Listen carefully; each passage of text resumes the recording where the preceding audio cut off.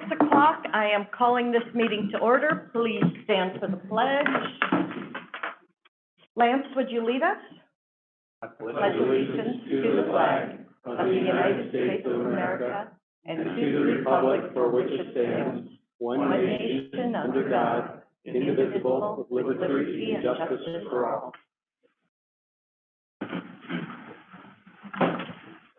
Okay.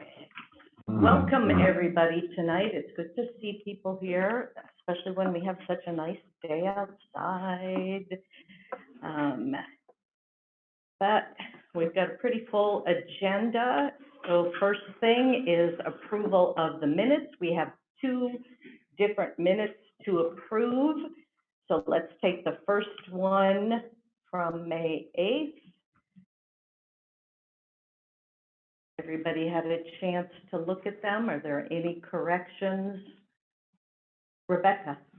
I believe at the end of the meeting, after we okayed the interim superintendent hire, I had asked what happened next and how we decided on salary amount. And the answer I got was, be able to do the negotiating for us. I didn't see that in the minute. Or am I on the wrong one? No. Okay, well, we will be talking about that today. Right, but I just said Okay. it was not in the minute. Okay. So with that addition, okay, thank you, Rebecca. Anything else? Is there a motion to approve? So made. Second. Thank you, Jack and Lance. All in favor, please say aye. Aye. Any opposed? Motion passed unanimously. Second set of minutes for May 9th. Rebecca? Is Jennifer online? Do we need to ask for her vote? He is not yet. Okay.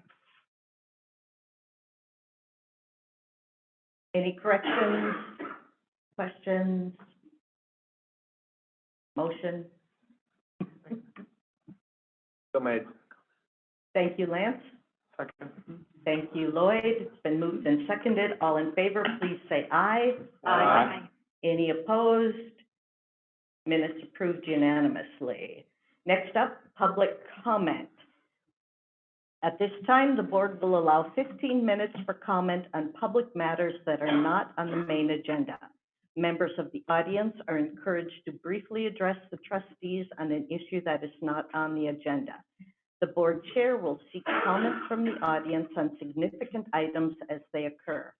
Public matters do not include any pending legal matters, private personnel issues, or private student issues. Please do not attempt to address such issues at this time, or you will be ruled out of order.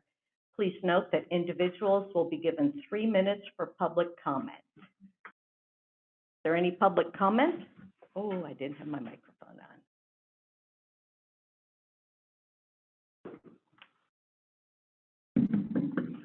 Hi, my name's Sean Pandia, Kalispell.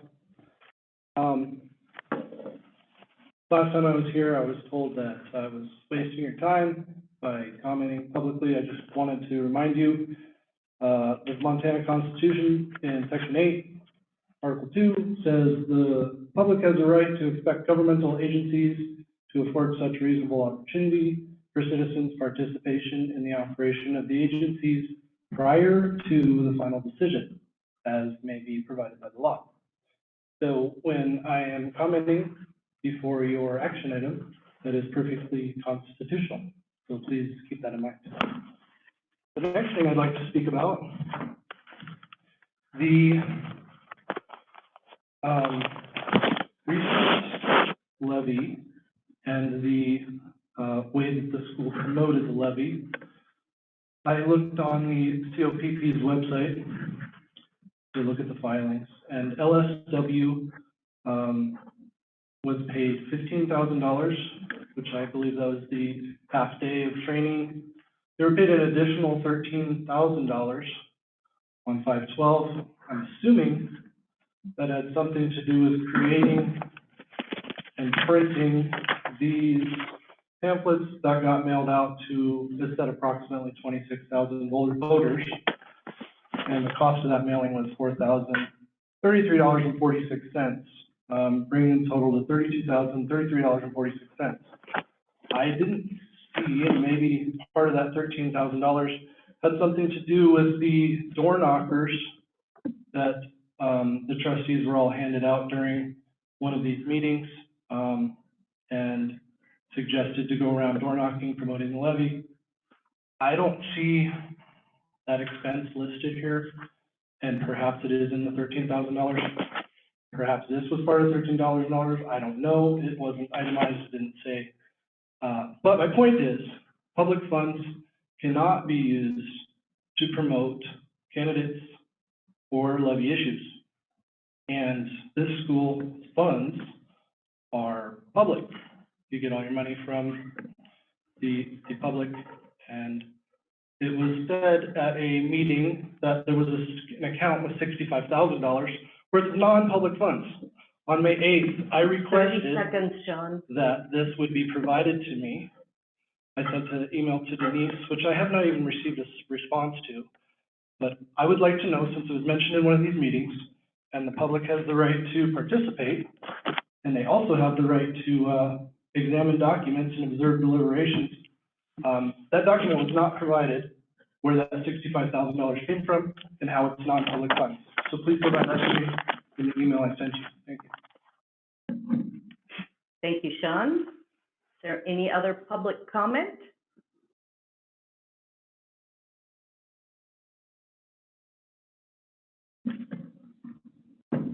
Hello, my name is Shannon Chamberlain. I'm the elementary department chair and full-time librarian at Rankin Elementary School. I'm here advocating on behalf of our K-12 librarians to share with you the critical role of school libraries. In today's age of information, our libraries are an important aspect of our schools and our community. With the recent cuts in District 5 elementary libraries for next fall, I am concerned that this move may set precedents for the future of our libraries, therefore directly impacting student achievement. School librarians serve students, teachers, and families as an integral part of information literacy.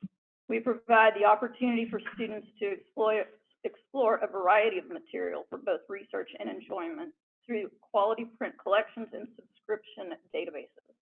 We promote age-appropriate books for reading pleasure and use our professional knowledge to choose material that suits our student population. We collaborate with teachers and provide resources for curriculum units that support classroom instruction. We provide early literacy skills to our youngest students and instill a lifelong love of reading. We introduce, encourage, and promote books by reading a variety of picture books. As students grow, we continue to support that love and appreciation for literacy and teach responsible internet use, research skills, website evaluation, how to decipher between fake news and real, internet safety, including social media responsibility. We encourage a healthy balance between online and real-world life. We follow state library media standards and implement a quality library curriculum. We teach students to explore their world through nonfiction books and encourage them to experience the lives of fictional characters similar and different from themselves through our fiction chapter books. We maintain a quality collection in each of our schools and ensure that we have a non-biased, age-appropriate collection that reflects our community and the world we live in. We cautiously review material and ensure quality and literary integrity for the material chosen. We evaluate, analyze the collection, maintain and repair damaged material, and discard when necessary. Studies on student achievement in libraries. Washington State Library Media Study in 2015 stated that students who attend schools with certified librarians and quality library facilities perform better on standardized tests. A 2010 Colorado State Library Study found that students tend to perform better on achievement tests where school libraries 30 seconds. have more full-time library staffing. A 2012 Pennsylvania School Library Project study found that more than 22 states indicated students in schools with well-supported resourced and staffed school libraries achieve higher levels of academic success. We invite each and every one of you to visit our libraries and see our work in action. Please take into consideration the value of school libraries as an essential part of our schools. Thank you. Thank you. Any other public comment?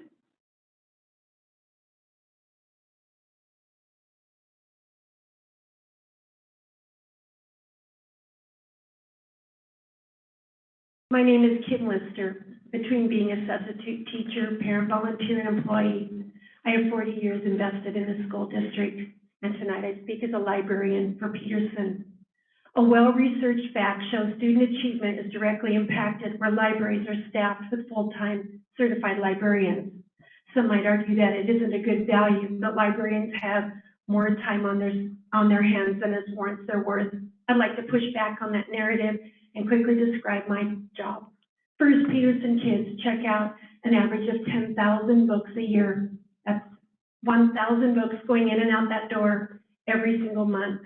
Daily responsibilities include teaching classes, tutoring, teaching a reading group, researching and collaborating with teachers, as well as repairing, processing, and ordering new books. We've talked a lot about transformational learning, and in the library, that means providing school-wide opportunities that can be accessed at every grade level. This past month, we spent learning about the life cycle of a chicken. The Peterson Pops group once again collaborated with me, purchased an incubator, and we candled eggs to monitor their development, and several students were present when Midget made his entry. From the daycare, preschool, and all the way up to 5th grade, all Peterson kids had a firsthand opportunity to witness the miracle of life and experience that was made possible because we have a library where everyone has access. I wouldn't have resigned my 0.5 of my full-time position had I known the district was considering cutting the position. It was my understanding that it was a necessary step in order for my school to move forward, hiring a co-teacher, therefore fulfilling a job share arrangement that was approved last fall. It was my intention to provide a library program that met the needs of our school while at the same time allowing me to take better care of some personal cardiac concerns. Now I'm being offered a part-time position to do a full-time job, an impossible task that has caught me completely by surprise and will likely end my career in a few short weeks.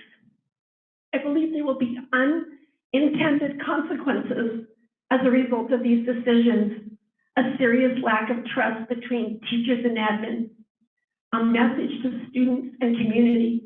The school District 5 doesn't value the librarians or the programs that will be lasting. And finally, that parents and community stakeholders will struggle when they realize the impact decisions had on their children after voting for the elementary levy. Thank you for this opportunity to share. Thank you, Kim. Any other public comment?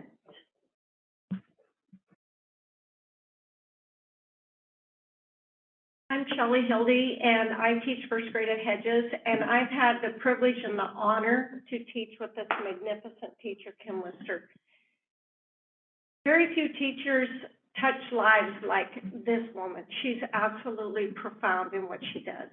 And I can't speak highly enough of what a librarian does for us to leg us up as educators.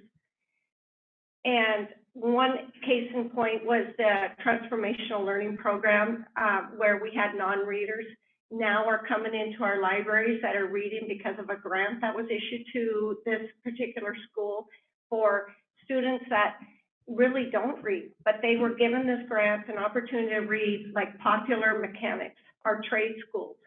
And these kids are now delving into this reading material, and I'm so proud of that. I have a minor in reading, K through 12. I may teach reading in the content areas. It is a critical path to learning how to read across every content area and to become critical thinkers. And librarians really help us. We need that support. We desperately need it because we're all working very hard to, especially since COVID, to get these kids up to grade level. And so without our librarian support, it makes it even harder for us. And so I implore you to reconsider what is happening to our librarian positions and get them back into our classrooms, because what they do is they bring in character traits. They do so amazing with bringing what we do in the classroom to life in the libraries. And so I really ask you to think about this position and to open it back up into full-time and figure out other ways that we can cut. But reading is the forefront of all of our education. And if we don't produce good readers, a lot of these children don't have the financial resources to bring classrooms or to bring books into their own homes, so they rely on what our librarians allow them to look into and check out. And so with that being said, as a reading specialist, I really ask that you reconsider what's happening with our librarians. Thank you. Thank you, Shelley. Is there any other public comment?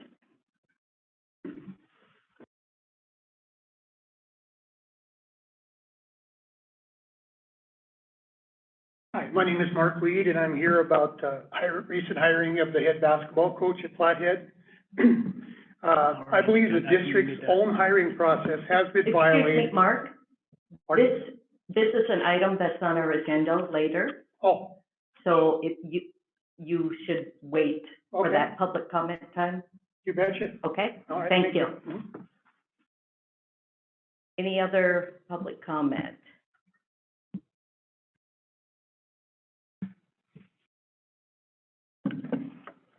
Hi, my name is Julianne Berge, and I teach first grade at Peterson. I think that it's important for our community and board members to know that our librarian, Kim Lister, is so much more than someone who just checks books out to the students. And I can't speak for all the librarians, but I'm sure this is the case for them too. However, Kim Lister is a teacher. She teaches state standards. She has a relationship with every single student at Peterson. She meets the children where they are and sparks the love of reading in them all. She teaches them about the brain and growth mindset. She teaches them how to find books that are just right for them. She teaches our littles how to handle books and our fifth graders how to analyze and think critically. She teaches about the Iditarod and life cycles. Last year she hatched caterpillars and we saw them change into butterflies, and she spoke about how amazing her chicken unit was. She brings in actual published authors for the kids to look at and to speak with. She supports her colleagues and is the one to, she is the one to recognize others' accomplishments in our building. She has been the heart and soul of Peterson for many, many years. And what has happened to her is a shame. I hope that you guys can come up with a way to, I guess, fulfill your promises to her that you had made at the beginning, and then also not compound this by underappreciating our district librarians and what they do for our. Thank you. Any other public comment?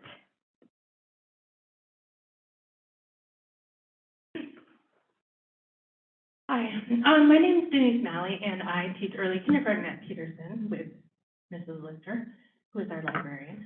And I think it's really important to note that hatching chickens and growing butterflies and things might just sound all fluffy.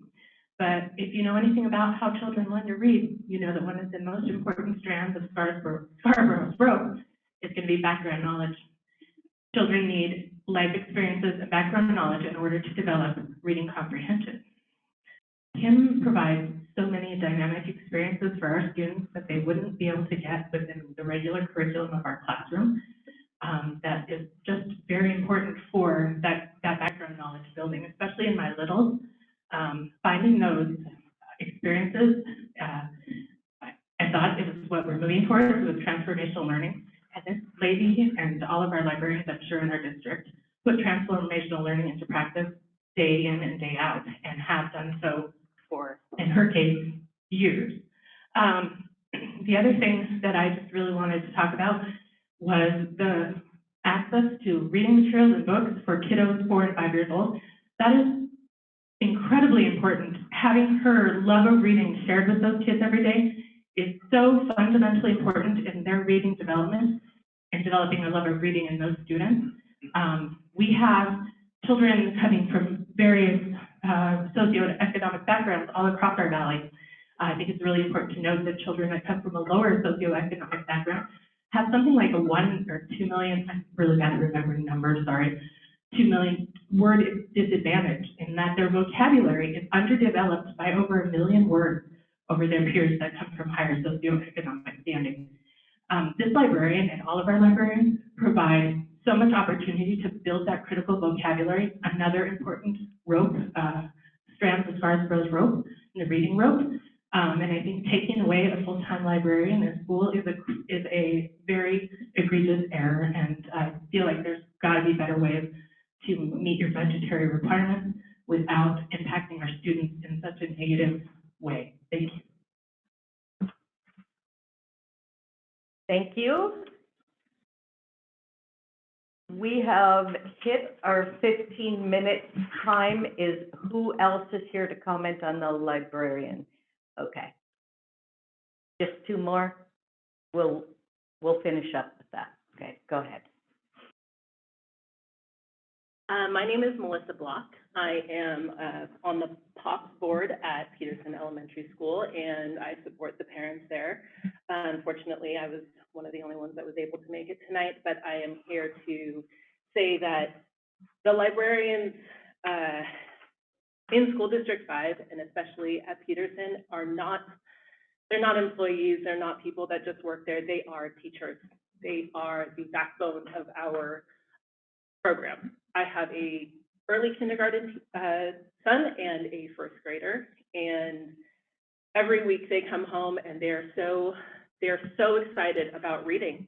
And until we got to this school, I didn't hear much about it. I had to push it down their throats. And it was these ladies in this room that have created a program and a space where they absolutely love it. I have a 5-year-old that can read, and that is absolutely amazing. And he shares his books with his classmates, and they fight over which ones they get to use and read and look at. And there's so much more involved in just being in a library. I am present at the school very frequently, and a lot of people think I work there. I don't, but I get to walk past the library and I get to see Mrs. Lister teaching her class, because that is what she does. She teaches her class, and she is in there on a blackboard, on the whiteboard. She's teaching the Iditarod. She is showing these kids the life cycle through the chicks. And I was actually there when one of them hatched, and I was just as excited and screaming with all the other children. And she did such an amazing job of teaching how that happens, and it will be a serious disservice if we take that away from them. And it will, even just decreasing what we have will cause a ripple, and it will not be a positive thing. And they do so much for us at the school, and they're so much the backbone that I hope that you really consider, at least, I hope that you really consider sticking to what you have said that you would, and honoring what was said previously. And I hope that we can continue on with our wonderful librarians. It's an amazing program. They create so much life in our school. They give the kids such an awesome reason to read, and they teach comprehension, and they support our teachers more than any of us could know. And I know that for a fact because I see it every single day that I'm there. Thank you, Melissa.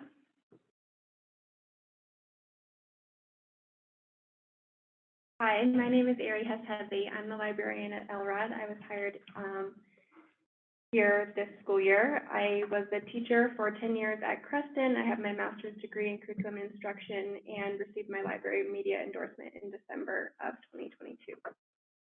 I'm speaking on behalf of my situation, which is I am expecting a baby in September. I was granted a year-long maternity leave by my principal under the assumption that my job and a agreed upon conversation that my job would be filled by a long-term sub and be held for a year. About 3 weeks ago, my principal pulled me aside 5 minutes before a class was coming in, told me that my job was not going to be filled for the following school year, and that because of enrollment numbers at Russell and Elrod, they would now be sharing a librarian doing part-time at Russell and part-time in Elrod for the following school year. This is obviously a huge disservice to the kids at both schools, as they will now be seeing their librarian possibly maybe once a week, but most likely every 2 weeks, leaving the library non-accessible for students when there is no librarian in the building. This is wrong, and the way that it was approached by my principal was wrong, and this is something that the district needs to understand was wrong and needs to be fixed. Thank you, Ari. Okay, let's move on. Next up is business, Flathead High School Competency Summer Crash Course. Pete, are you doing this one? Okay. So obviously, one of the biggest things that we're working on is personalized competency-based education. Anyway.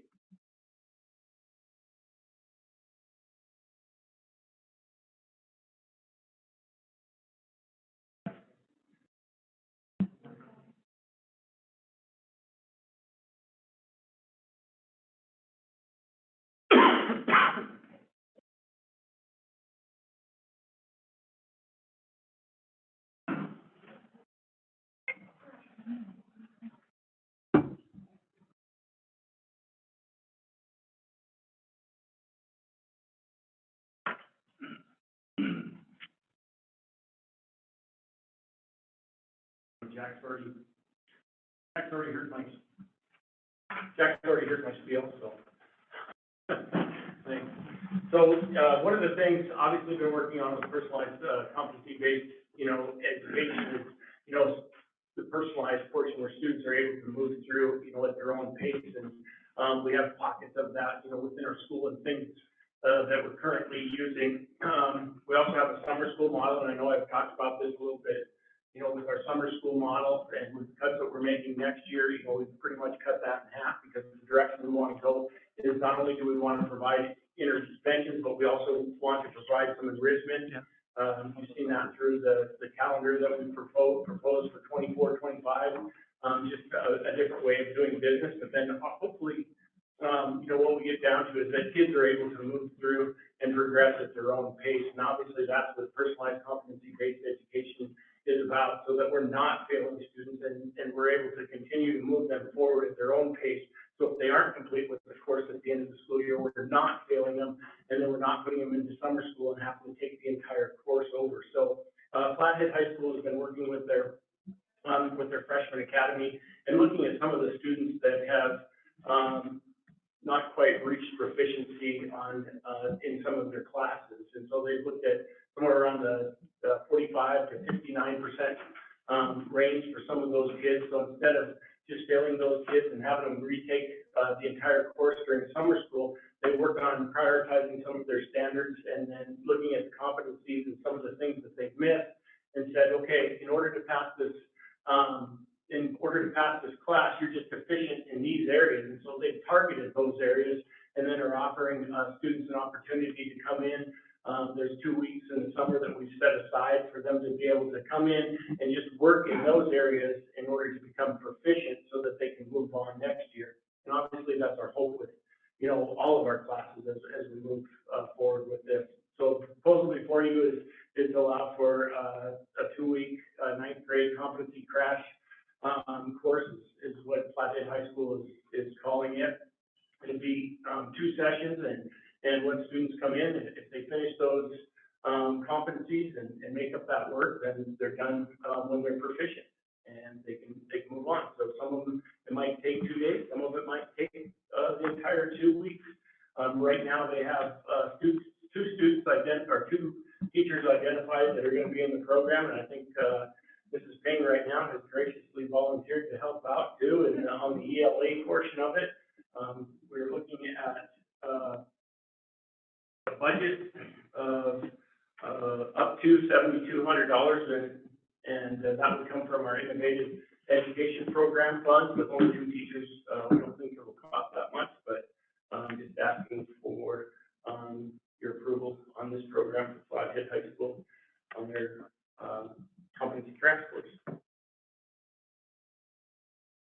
Questions? Rebecca? Will this just be grade reclamation for those who are not, getting above a D, or will this also be for those who want to improve their grades? It's just currently for students who are failing. And is it similar to I think Glacier calls it a catch-up day or something, that it's a single day at the end of the semester? Is this similar or markedly different to the entire program after school? It's very different. I would say it's remarkably different from what we're trying to do. I think it's more comparable to summer school. But instead of taking the entire course over, they're just working on those areas where they're deficient.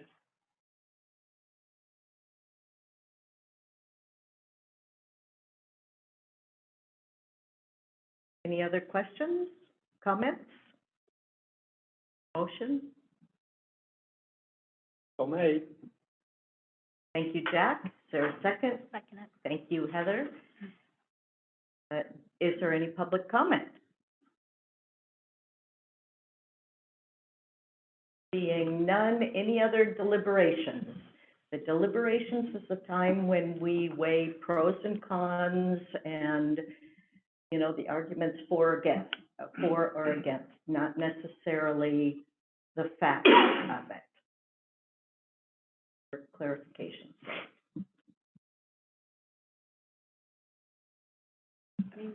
Rebecca?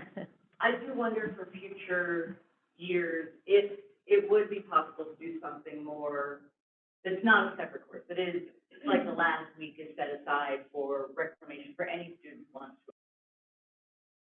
Is that might be something calendar committee might consider long-term. I mean, I know, as I said, I think there's a one-day thing, but maybe it could be a week. Maybe the last week of school is, especially at this time of year when it's between graduation, a lot of classes have less going on between graduation and the end of school. Maybe that week could be catch-up week for next year, future year. Rebecca, that's a great question, because that's exactly, you know, what we looked at with the calendar committee is how can we do this a little bit different to be able to benefit our, you know, our students. And it might not be, you know, the calendar that was proposed, but, you know, some variation of that, so that we are allowing students to be able to move at their own pace so that they can catch up, and there's a little bit more personalized, individualized learning within it. So, you know, our hope would be, hey, let them move at their own pace and allow that time, build in that time. But not only, you know, allow students to catch up, but also enrichment opportunities.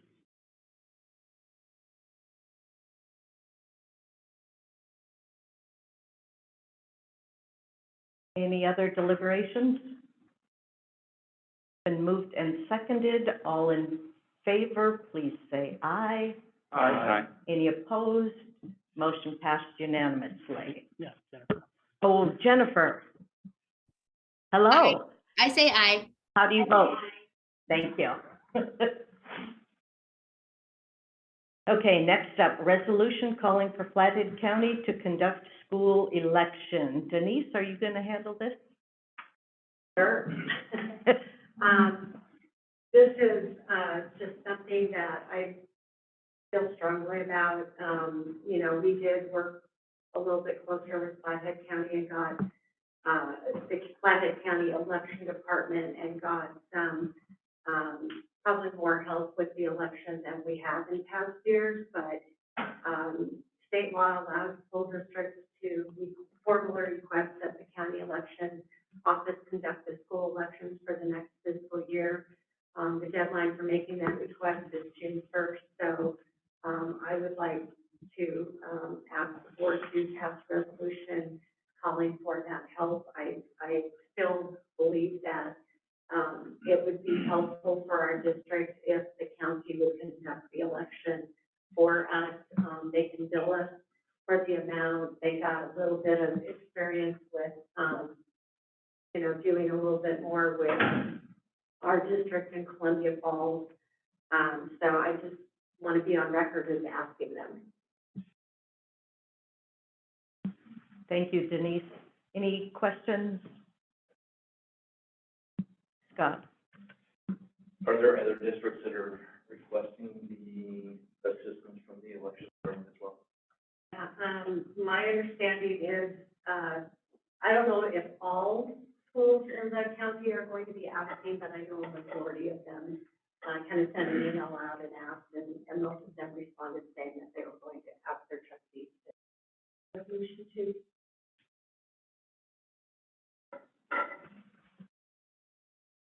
Anyone else? Anyone want to make a motion? Thank you, Rebecca. Is there a second? Thank you, Lloyd. It's been moved and seconded. Is there any public comment?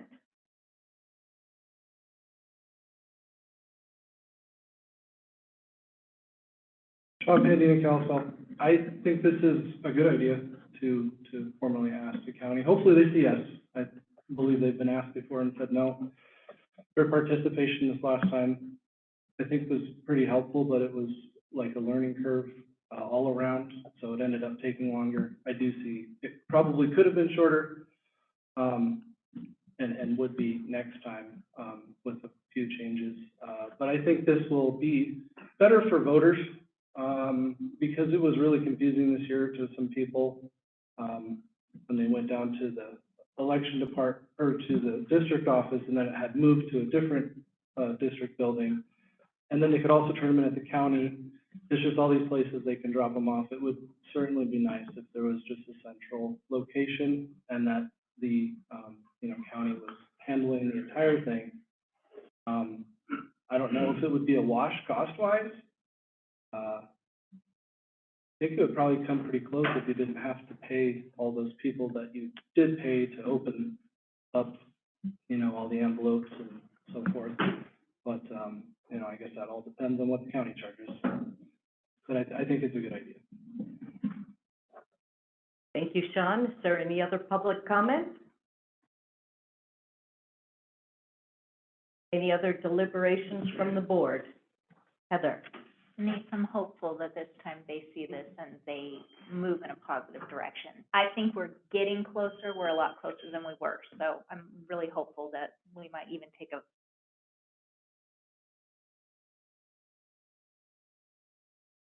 Thanks, Heather. Any other deliberations? All in favor, please say aye. Aye. Any opposed? Motion passed unanimously. Oh, Jennifer. Thank you. You should just shout out, Jennifer. Oh. I should turn my microphone on. Next up, human resources and personnel. Oh, personnel action items. I'll take this one, Sue. In front of the board tonight is a fairly routine item with recognizing new hires in the district, resignations, terminations, retirement. These include certified, which are teachers, classified personnel, which could include paraprofessionals, crossing guards, things like that. It could also include bus drivers, non-union people, et cetera. It also includes extra duty assignments or stipends. So those would be coaches and or department leaders. And so this is just a list. And then at the bottom of this document, we always say that all these are contingent upon the results of fingerprint and background checks. So.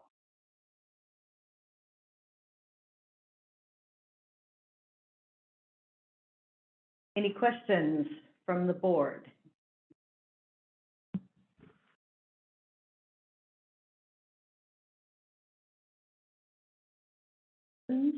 Anybody want to make a motion? And then we will have public comment. I'll move to approve. Thank you, Scott. Second. Thank you, Lance. It's been moved and seconded. This is an action item, so there is public comment. So, Mark, this is your time. And because these are personnel issues, I will ask that you don't use names, okay? And I'm assuming that you, Nick, that you will be making public comment also? And the other hand up in the air, okay.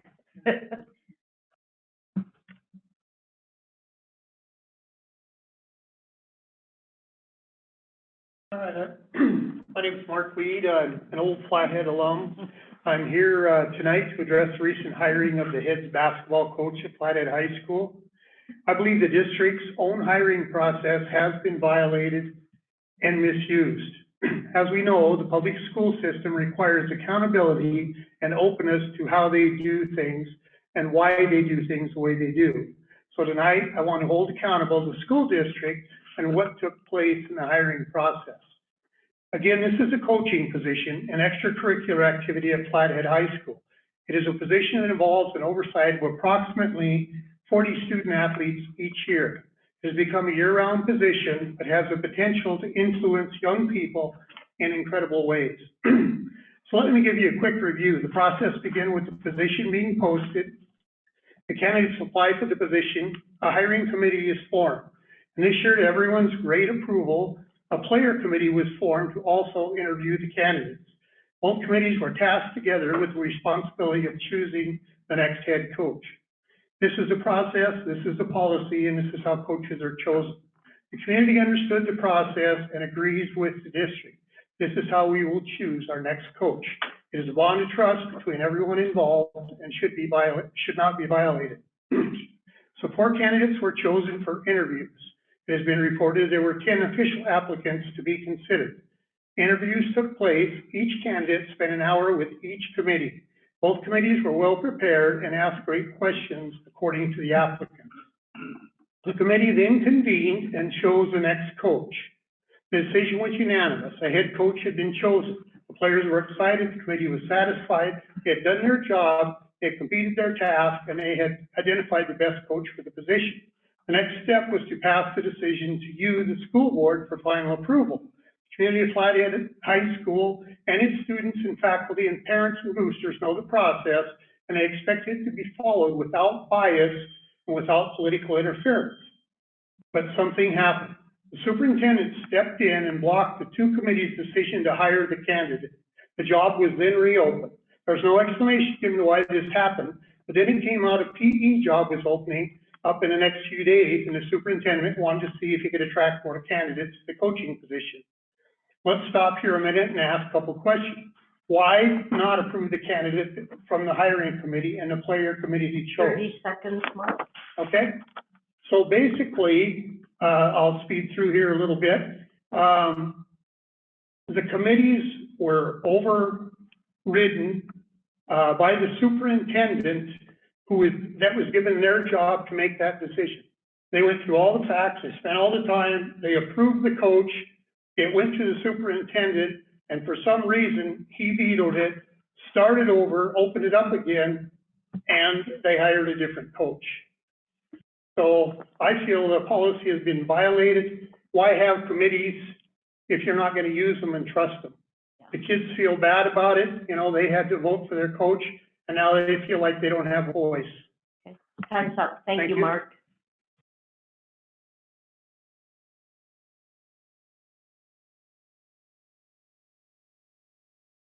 Good evening, my name is Nick Augustin. I'm here in regards to the recent hiring as well. You know, there's been several parents of players, several community members that have expressed great displeasure of how this played out. You know, I thought the athletic director did a very good job in putting together a democratic, merit-based hiring process. I know firsthand that the players were extremely elated when the news came that their voices had been heard. Everybody listened to them. They're the ones that have to go out there, put in the blood, sweat, and tears. The consequences don't lie on you folks. It lies with them.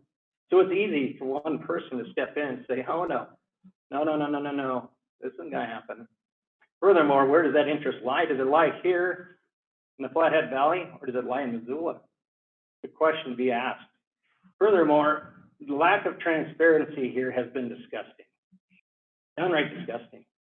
To make this announcement yesterday, I had some other things to touch on. I think Mark did a good job of that.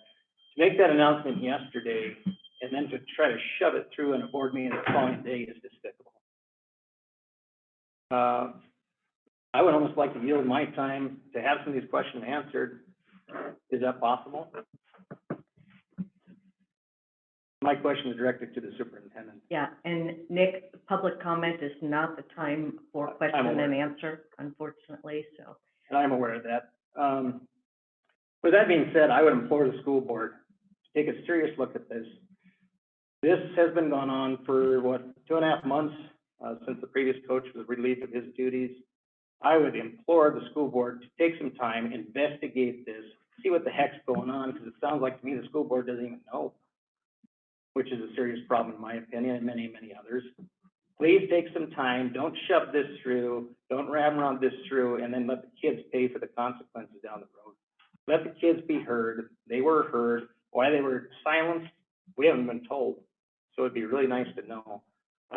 Take some time, table this decision tonight, and do your due diligence, please, on behalf of the citizens of this school, but more importantly, on behalf of the kids. This is all about the kids and what's best for them.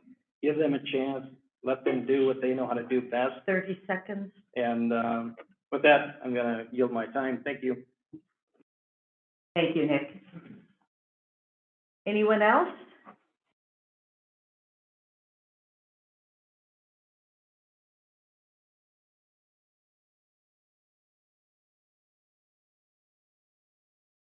My name is Scott Carlson. I'm also a lifelong resident of Kalispell. Grew up right here near the high school.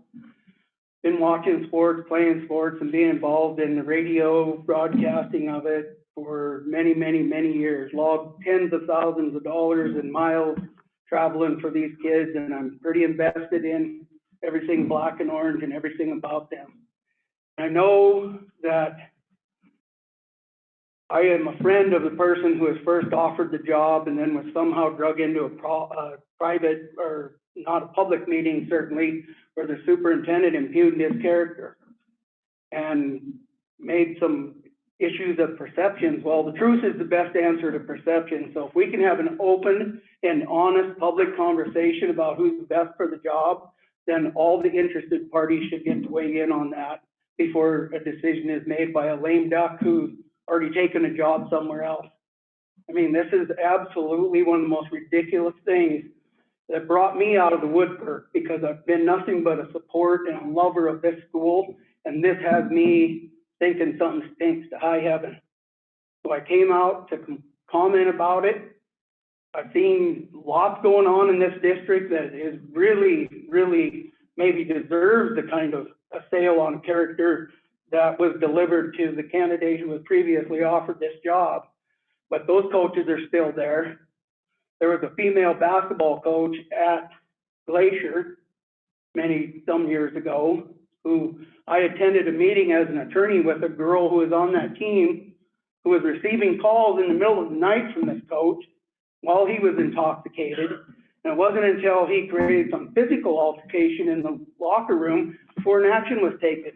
But then he wasn't removed from the district. So I'm just saying, if you're going to attack people for I want to perception, caution you on making disrespectful comments about people. Okay? there's no names, and it's I know, true. but I'm just going to caution you, okay? That meeting took place. Yeah. And there are people still in the district who attended that meeting and know that's what happened. But what I'm saying is, if you're going to assail somebody's character, at least get it right. This person that has been attacked by the superintendent is a really good member of our society, of our community. He's the second-time leading scorer for our boys basketball program. He's on our wall of fame. I'm sure that he's the kind of person that you would want to be a coach for our program. And I think that this decision shouldn't be just shoved down everybody's throat in the community. I think it's wrong, and shame on you, Micah, for doing it.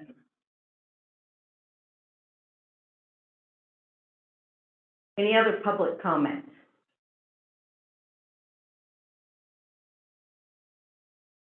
So this is the time for John.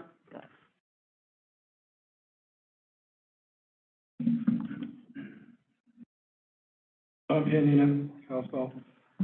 Yeah, so the letting go of these librarians here, I think it's part of this action item, Is, That's not. they're not on this one? Okay, then I won't speak about it.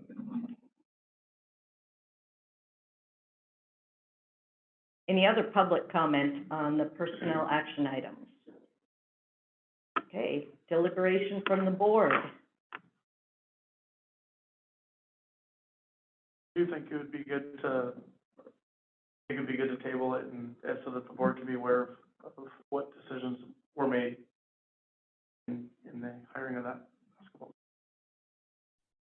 I agree with You that. wanna table hold on. You wanna table the entire No, if it's personnel action items? We do have some options here. And if we could, table that one particular one, that would be great, but, just so that we could find out. We could pull that one Yes. out of the personnel action items and table that. Yes, that would be my suggestion. Thank you. So is that a motion to table It it? is a motion. Okay, is there a second? I'll second. Okay, and thank you, Jennifer. Heather already got it, to beat you.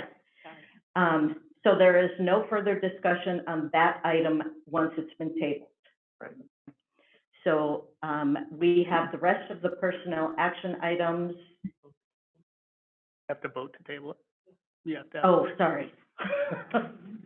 Small little thing. So we have to vote to table it. So all in favor of tabling the head basketball coach item? Real quick, is this something the personnel committee can review? Or how you see moving forward on this? I would see we could bring it to the personnel, committee. When's the next, off the top Or of Mike, your head? do you have? I'll just say that, bringing things that involve privacy issues for, personnel, for hiring or termination or other things cannot be conducted in an open meeting. So, it would not be, subject to, open meeting laws. It would require a meeting in which we had a closed session. So, So we'd have to call a special meeting to do it, yeah. Or is it something that, the conversation with board leadership? That still violate that? I mean, if our board leadership really elect? as long as there's no quorum. So yeah, the new board chair and vice chair could review it with administration Does that work for And- you, Lloyd? bring Yeah, it as long back as we up. all are able to figure out so that when we vote on it, we feel good about what we're voting on here. We'll have to trust the board leadership that Well, the correct decision is made. I'm just curious, is there somewhere though? Microphone. Entrusting the board leadership in that, is there somewhere that says is there a policy or a law that says that the board leadership should know more than the rest of us trustees? Because if we're voting on it, then I'd like to know that we're voting on the right thing. Maybe in closed meeting. we could do it. Is one of our options to go into a short executive session now and, discuss this, since the issue is on the agenda? I think we have that possibility. We have We to, haven't noticed. we still have to notice an executive session, so no, we can't do that tonight. But, we can have, another meeting with board leadership. We do it frequently, Lloyd, not frequently, thank goodness, but we do it occasionally, okay? And we just gather the information, and then we see if board policy has been followed and state law has been followed. Could we add an executive session to the next board agenda so that we do note that we're gonna close and talk about this?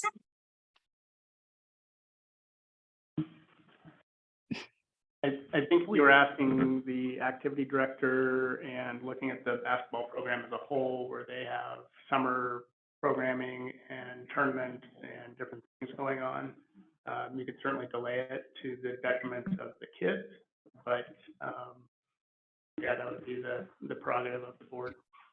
I just feel like if there's that many people there to make public comment about it, that we should probably kind of get to the bottom of it. Lance? Sue, I think part of our job as trustees provide oversight, and I think whoever our new board leadership is can make sure that the policies are followed.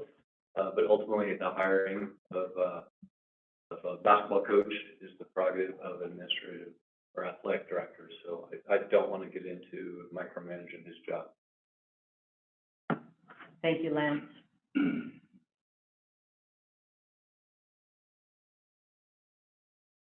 So how I would like to move forward, how I can see this, is, You know, vote on the motion. yeah, after we vote on the motion. You can make a suggestion before that is part of the discussion. Pardon, what? You can make a suggestion of how you want to move forward as part of that discussion before we vote. You have a different suggestion. My suggestion is, we oftentimes get into the weeds on things that are not the board responsibility. And I agree with what Lance said, that it is the hiring of a coach is the responsibility of administration. And I am going to trust our administration, as well as the new board chair and vice chair, to look into the matter. We've heard from numerous people, and we'll probably hear from others, because this is not a done deal yet. So I would like to give that responsibility to the new board chair and vice chair and administration. So I can see moving forward.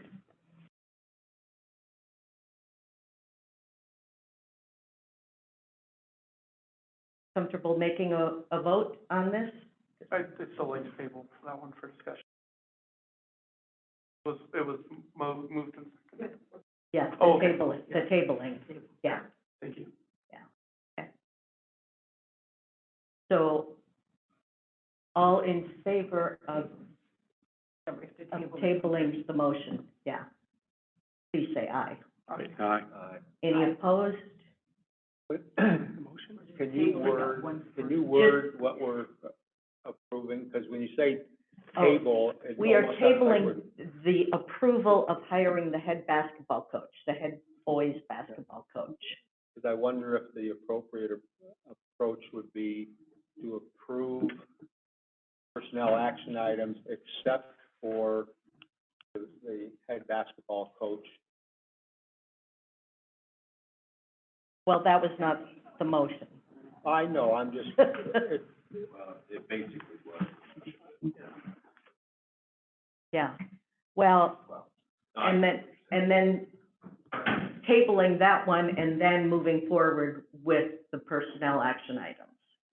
Does that sound reasonable? well, I understand what you're doing, I'm just looking at the wording of it and having it be clean and clear, and So do you have some, tabling typically means you're gonna make no decision on the whole thing. You might table a whole action item as opposed to pulling something off of something to be discussed separately. That's just where I'm getting at, to help clarify the process we're looking Scott? at. Pardon? I can amend my motion. Okay. Point of order. Point of order, please. Boyd made a motion to table the hiring of the head basketball coach. That was seconded by Heather. We deliberated. There should be a vote on that or a motion to amend the motion. May I amend my motion? You can withdraw it and we can start over. May I withdraw my motion? Please. And there's a second with. Yes, I withdraw my second. okay. So let's start over, Square one. okay? Is there a motion? Sue, I move to approve the personal action items with the exception of the Flathead High School head basketball coach to be decided at a later date. So, Okay. That works, Jack? I second. And Jennifer seconded that. Okay, any other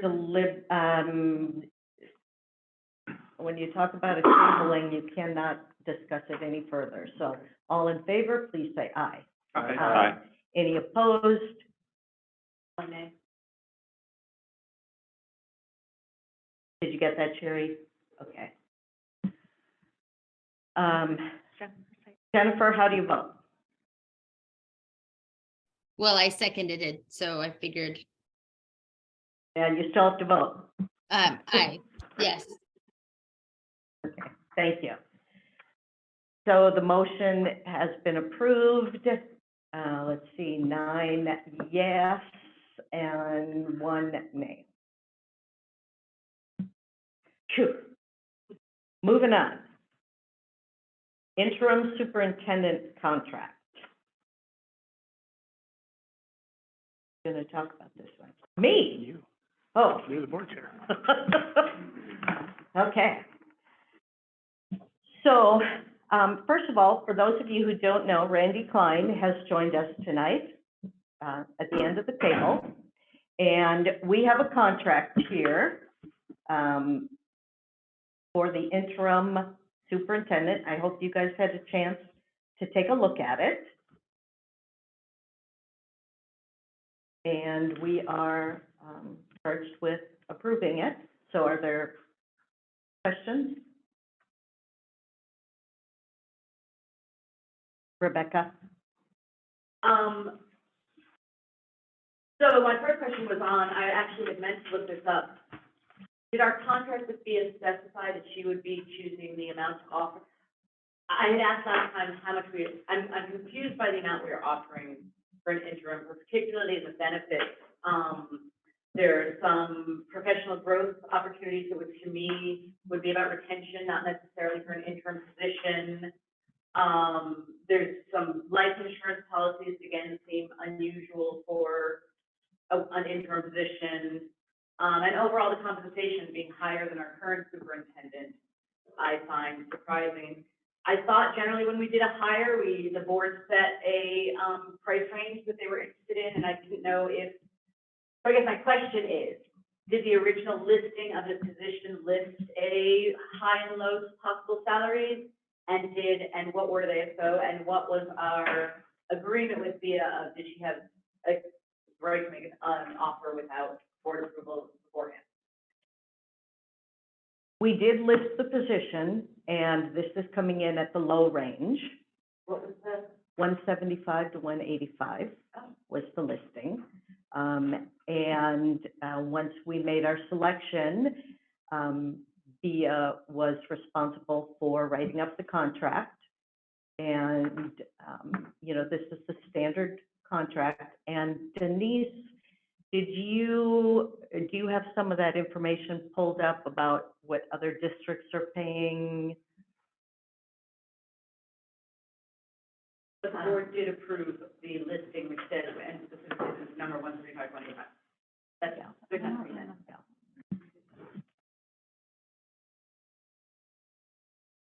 And I do want to remind you that this was our first time using the Kalispell law firm. And so there were a lot of new nuances to it. And, one of them is this, that we had a contract put out before we looked at it, so. Well, and I guess I just want to throw out that I had a lot of the same questions that Rebecca had. I wasn't sure, I didn't realize that we already had set a price range that we were going to. Did this only go through finance? Because was the contract not written up before the personnel meeting?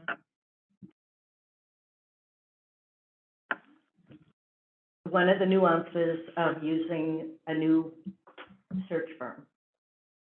But the listing was okay by the whole board. The listing, which Right. included that number. Right. And this is the lowest part of that number. Yeah. Was on the entire board approval. I thought we had used this firm before. Didn't she contact Micah? And What do didn't you mean? Jack, Yeah, we didn't, and we didn't haven't Jack used her say before.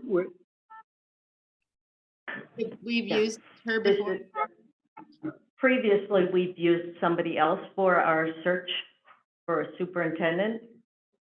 So Jack, We haven't used Via for a superintendent search. We've used her for regular litigation issues over the last many years. Yeah. And the last search was done by, Montana School Board Association. The idea of using Via was primarily because if we needed to do something outside of the norms of tapping somebody, that Via would be able to do that versus Montana School Board Association that has allegiances across many different school district sizes, and to grab somebody from someplace else probably wouldn't have MTSB look very good. And so the idea was to use Via in the event that we had to do that. At least that was my position on it.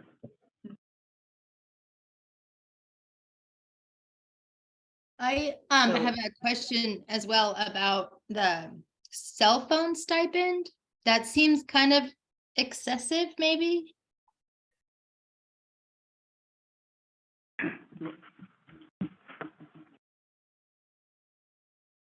again, this is, kind of a standard contract, and we compared with other AA districts. Denise, do you have any other information? I'll just, clarify that the cell phone stipend is, something that different district offers, other employees in the district. So it's not excessive. I'll also say that, I did a query of all the other AA districts as to what their superintendent's, base salary and benefits are. And, there are a few that, haven't been set yet for the 2024 school year. But I can tell you that the salary that is on the contract in front of you, is, because it doesn't have like a 403B contribution and a whole lot of other benefits that go into a typical superintendent's contract, for someone who's here long-term. It has your base salary, it has the cell phone, cell allowance, and it has a life insurance policy. But if you compare to the other AA districts, it's at the bottom. It's at the very bottom of, the listing here comparatively. And I feel like some of the confusion for this, the cell phone stipend is, it says $960, that's for the year, paid out monthly. So how much is that per month? Like $80. $80? Okay. I read it, I'm sorry, I read it as that's a month. Yeah. Yeah, it wasn't real clear on here, Jennifer, I agree, so, for clarification. Rebecca? So I accept that, that's the number that we agreed on, if the board had approved it. I still do think I would rather make a motion that would take certain things out of this contract, including the professional growth. Item 3, again, that to me is for retention of people. The health insurance fund, I'm sure that wasn't listed on the listing of something we offered. Yeah, the life insurance and the evaluation, of course. I think item 6 about evaluating a superintendent is probably something we don't necessarily do for an interim, because again, that's for long-term retention issues. But whether, essentially you evaluate them to see if you're going to fire them, and since they're not staying longer, it's not, I don't think necessary for the evaluate. I think the evaluation is an important piece to be kept in there. For what purpose? Evaluate. And it does say may.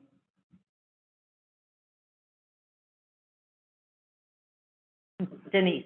Health insurance has to stay in there, it's a requirement. For all employees, we have to offer health insurance. Sorry, I meant life insurance.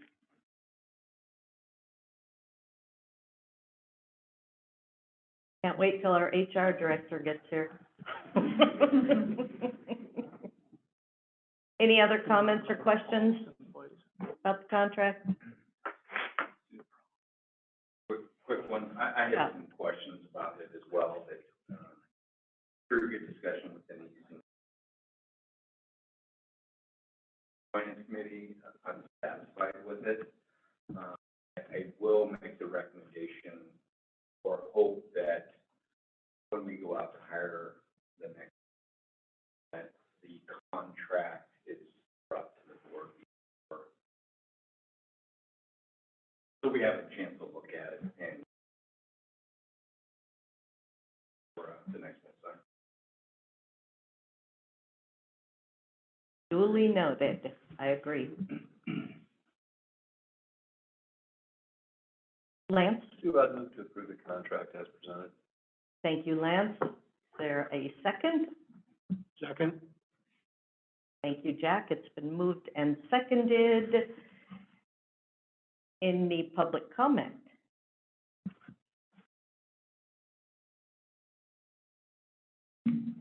Hi, Sean Penny, Kalispell. Well, this board unanimously approved you, so I hope tonight's deliberation didn't scare you any. I think they're all happy that you're here. Position needed to be filled.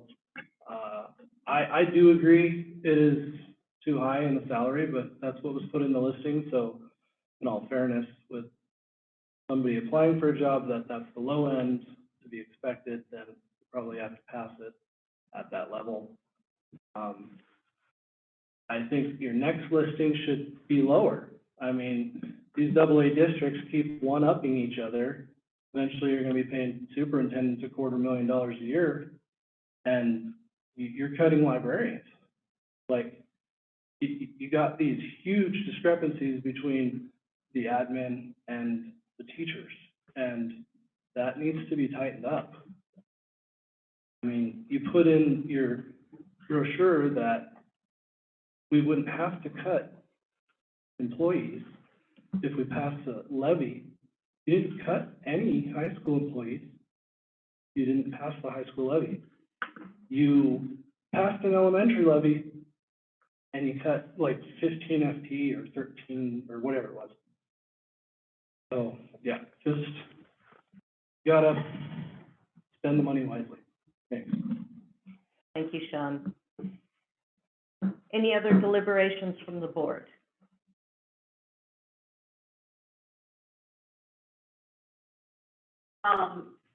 I'm always wary of contracts that have things in them that are not, going into effect. So at the least on, item 4, it says, district shall review superintendent's salary on an annual basis concurrent with the evaluation. Since I assume we're not reviewing his salary because he's only here for a year annually, I would, I would strike that from the contract. No, I'm strongly opposed to it if there's anyone else on the board who doesn't agree that I'm not going to be evaluating his salary annually.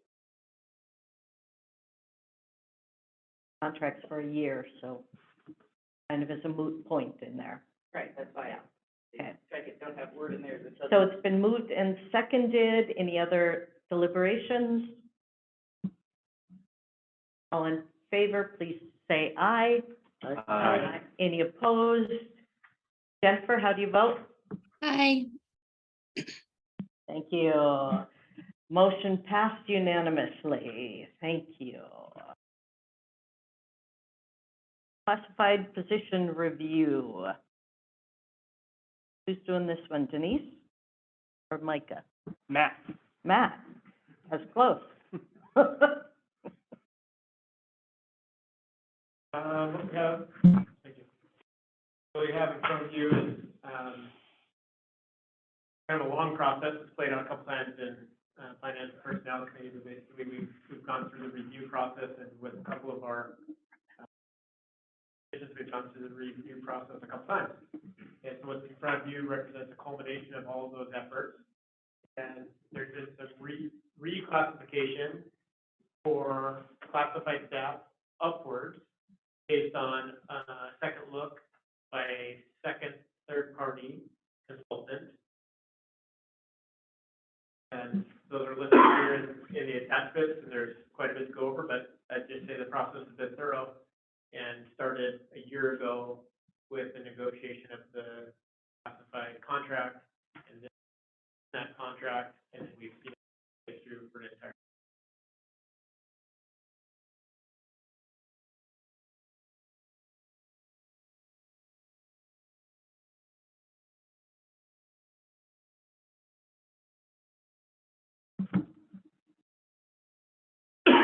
Questions?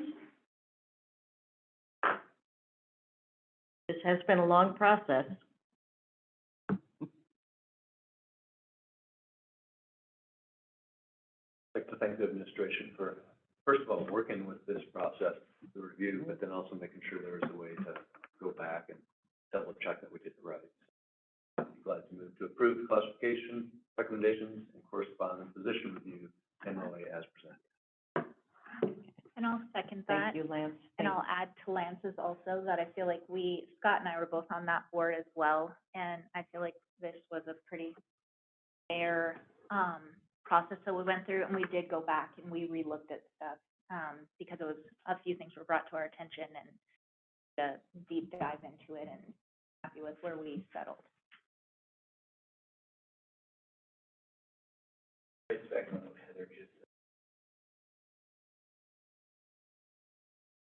Yeah, there were a lot of discussions on this.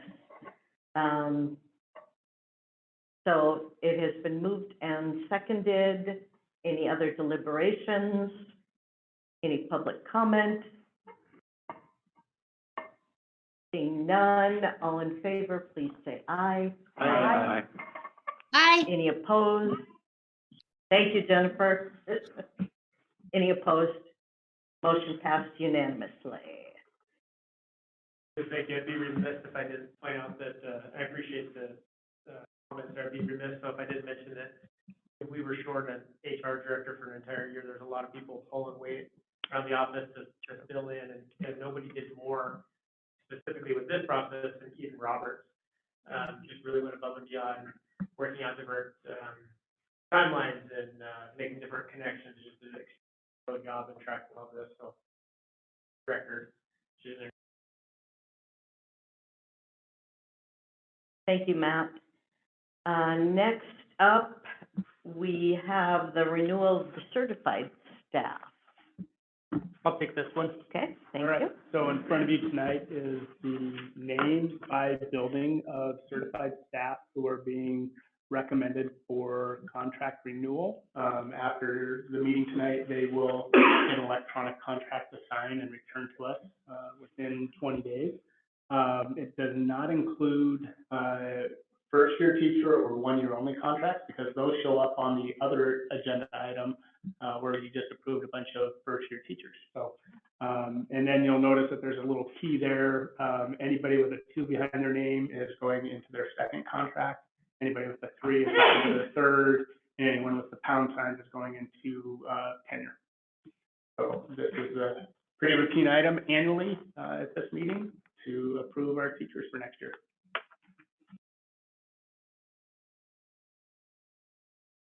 Questions, comments? Is there a motion? So made. Thank you, Jack. Is there a second? I'll second. Thank you, Heather. Moved and seconded. Is there any public comment? Seeing none, all in favor, please say aye. Aye. Any Aye. opposed? Thank you, Jennifer. Motion passed unanimously.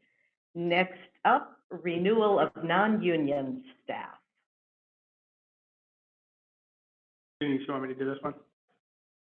Okay, all right, so this is a list of staff who do not belong to a collective bargaining unit in our district. So these can be bus drivers, administrators, personnel at the district office, a couple of office managers at the high school level.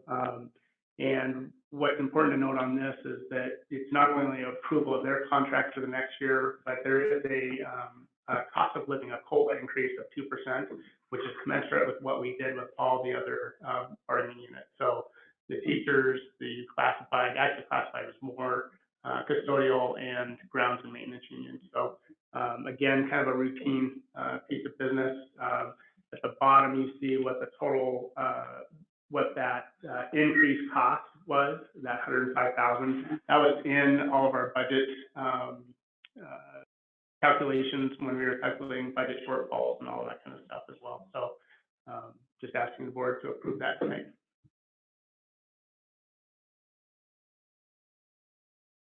Questions from the board?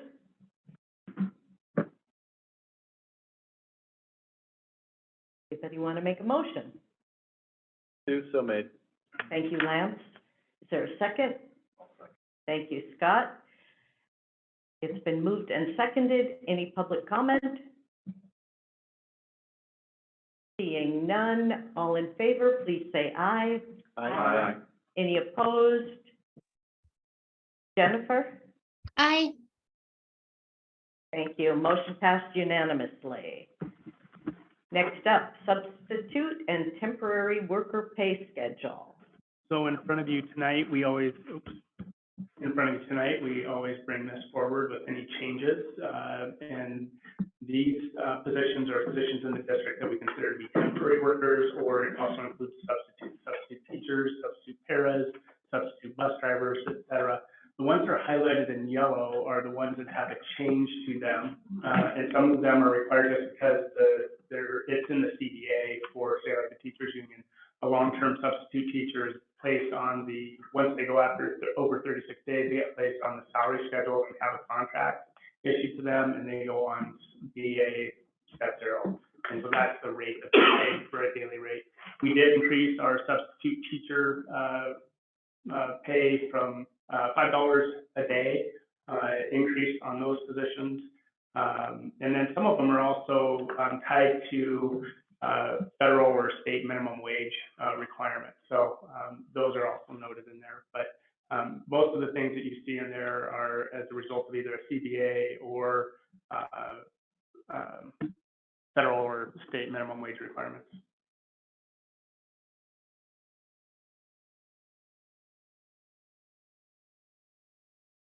Questions? Comments? Quick question, how's our substitute pay compared to the other districts around us? There are some districts that pay $50 more a day than we do. And then there are some districts that pay $25 less a day than we do. So we're right kind of in the middle there. One of the things that we found even through COVID and some of our challenges and just workforce challenges is that the substitute pool is just not very deep anymore. There's just people have other jobs and means of making some income.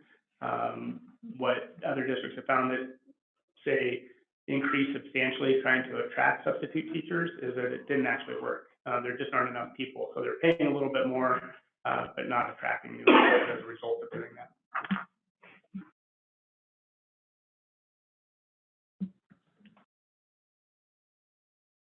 Any other comments or questions?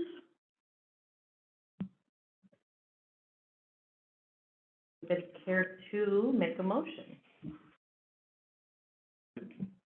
Thank you, Lloyd. Is there a second? Thank you, Heather. It's been moved and seconded. Any public comment? Seeing none, all in favor, please say aye. Aye. Any opposed? Thank you, Jennifer. Motion passed unanimously. Next up, our work study topic, budget. Denise. Think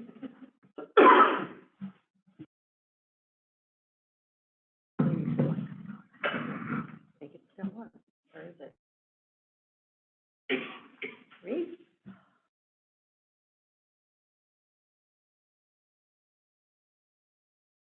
Green. I'm gonna stand because I've been sitting all day.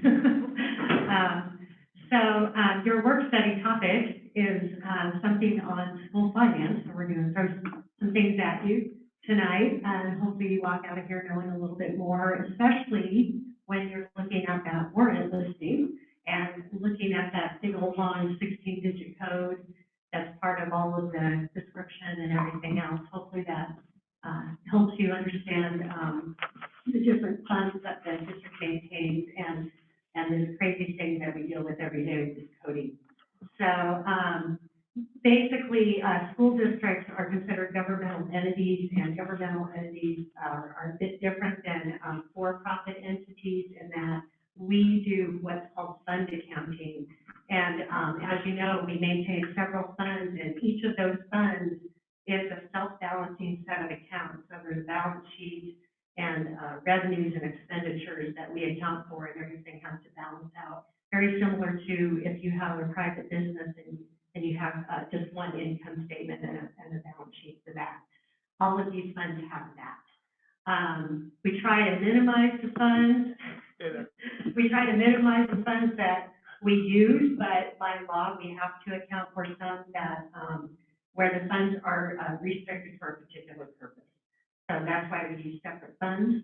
Also, financial reporting standards require that we use separate funds.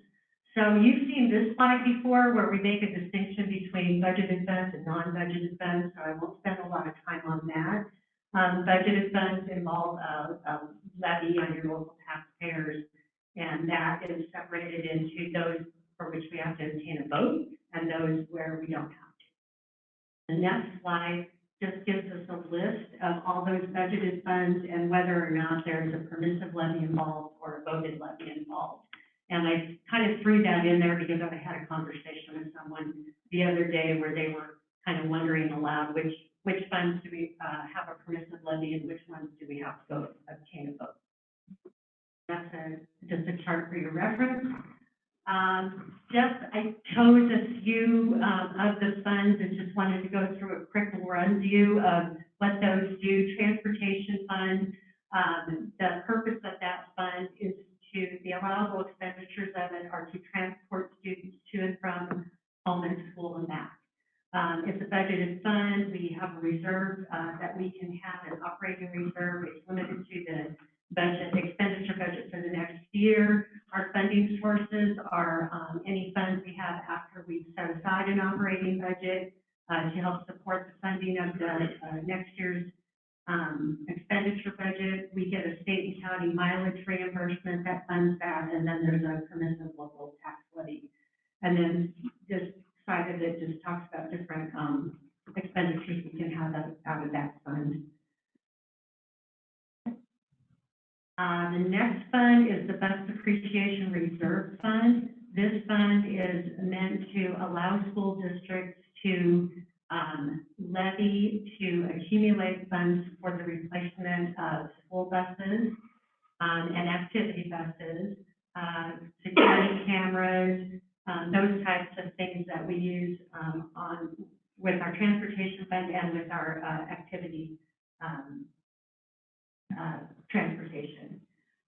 So there's certain limits on how much we can levy towards accumulating those funds, both in a particular year and then over time. So it's 20% of the historical cost of the asset, which would be a bus or equipment, and 150% of the original cost over time.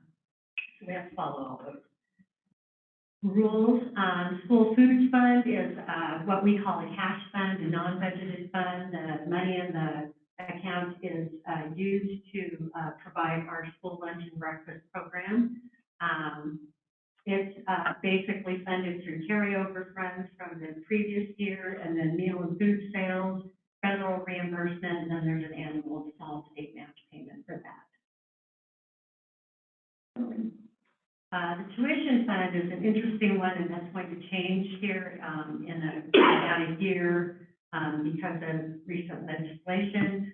But we pay out of the tuition fund, we pay for detention center costs at the high school side. After a certain number of days, we pay for if another entity is servicing our students, and we also pay for in-district students that have an IEP. We estimate the total cost of that, providing the services according to the IEP, and then we have to subtract off, state and federal funding that we get, and then the remainder we can levy in this fund and use to pay for those costs, that are in excess of the other funding that we receive. Technology fund, this is a very important one to us. We have a tech fund levy from elementary currently that's expiring next year, so that should be on your radar, because it's a major source of funding for a lot of our tech funding. But this is one where there's a voted levy that supports the local levy that's in there. We do get some state technology aid, and our high school gets state technology aid, even though that we don't have a local levy passed. But we use this primarily to pay for a lot of our tech needs, to include software and equipment and other things like cloud computing and network security.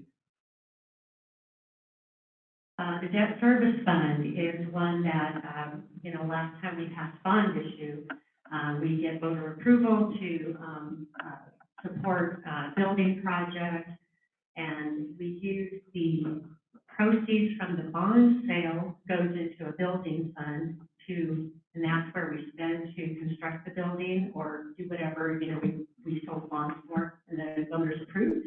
And then this fund is to meet the principal and interest payments on repayment of the bonds. So most of your bond issue or bonds that we have right now are 20-year bonds, and we're just paying those off over time. Building reserve fund is another important one that has a mixture. It's got a whole lot of things in it. The legislature kind of made it really complicated about four sessions ago. But there's some instances where we can do a voted levy in the building reserve fund to raise funds for our building needs, our infrastructure needs. We have not run one, I believe, lately, or I don't think it's ever been considered in this district, but it is an option. We can do that. We also get some, in another part of the building reserve fund, a state statute. There is some state money that all school districts get, and there's a formula involved in exactly how much we can have. But the intent behind that legislation is that if you're going to get the state money, you have to have skin in the game.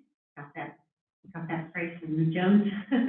And so you have to, the expectation is that you levy locally in order to be eligible for the state funding. So we do that every year because we don't have a building reserve levy and we do have infrastructure needs. The other notable thing about the building reserve fund, you just keep going. So this kind of breaks down those different areas of the building reserve fund, and an important one to note is the school safety portion. We can actually use the state money and the permissive money that we have to not only meet building needs, but also use it for school safety and security. We can also run a voted levy in this fund for safety and security.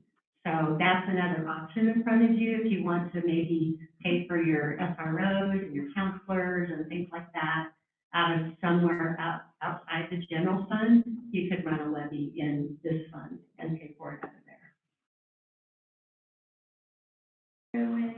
Interlocal agreement fund, our district has one between the elementary and high school districts. You've had it for quite a while. The way it's funded is if you have residual money, maybe you had maybe some savings in a fund that you want to transfer over. You can't transfer from the debt service or retirement fund, that's specific in law, but any other fund you can transfer over into this interlocal agreement fund. And then there's an agreement between the two districts on how the money can be spent. With your interlocal agreement fund, the big rule with it is in order to spend money out of the interlocal agreement, we always bring it to the board for approval. And you kind of have a history of doing that. And then the general fund, which is the main operating fund of the district, is one that is subject to a very complicated, formula set out in state law that, establishes the expenditure budget of the district from year to year. And then we look at the, funding sources of it after our books are closed, and we can see, what we can, set aside as operating reserves, any non-levy revenue we have. The majority of that funding comes from the state, but again, there's that 20% that's over the base budget that we have to get voter approval for. So with the passage of the elementary levy, we are what's called fully funded. We have, all the funding we could possibly have to meet the expenditure budget limit of the elementary fund. But at the high school, we're, if we could get that levy passed, we'll be fully funded there. But where we sit right now is at about 90%.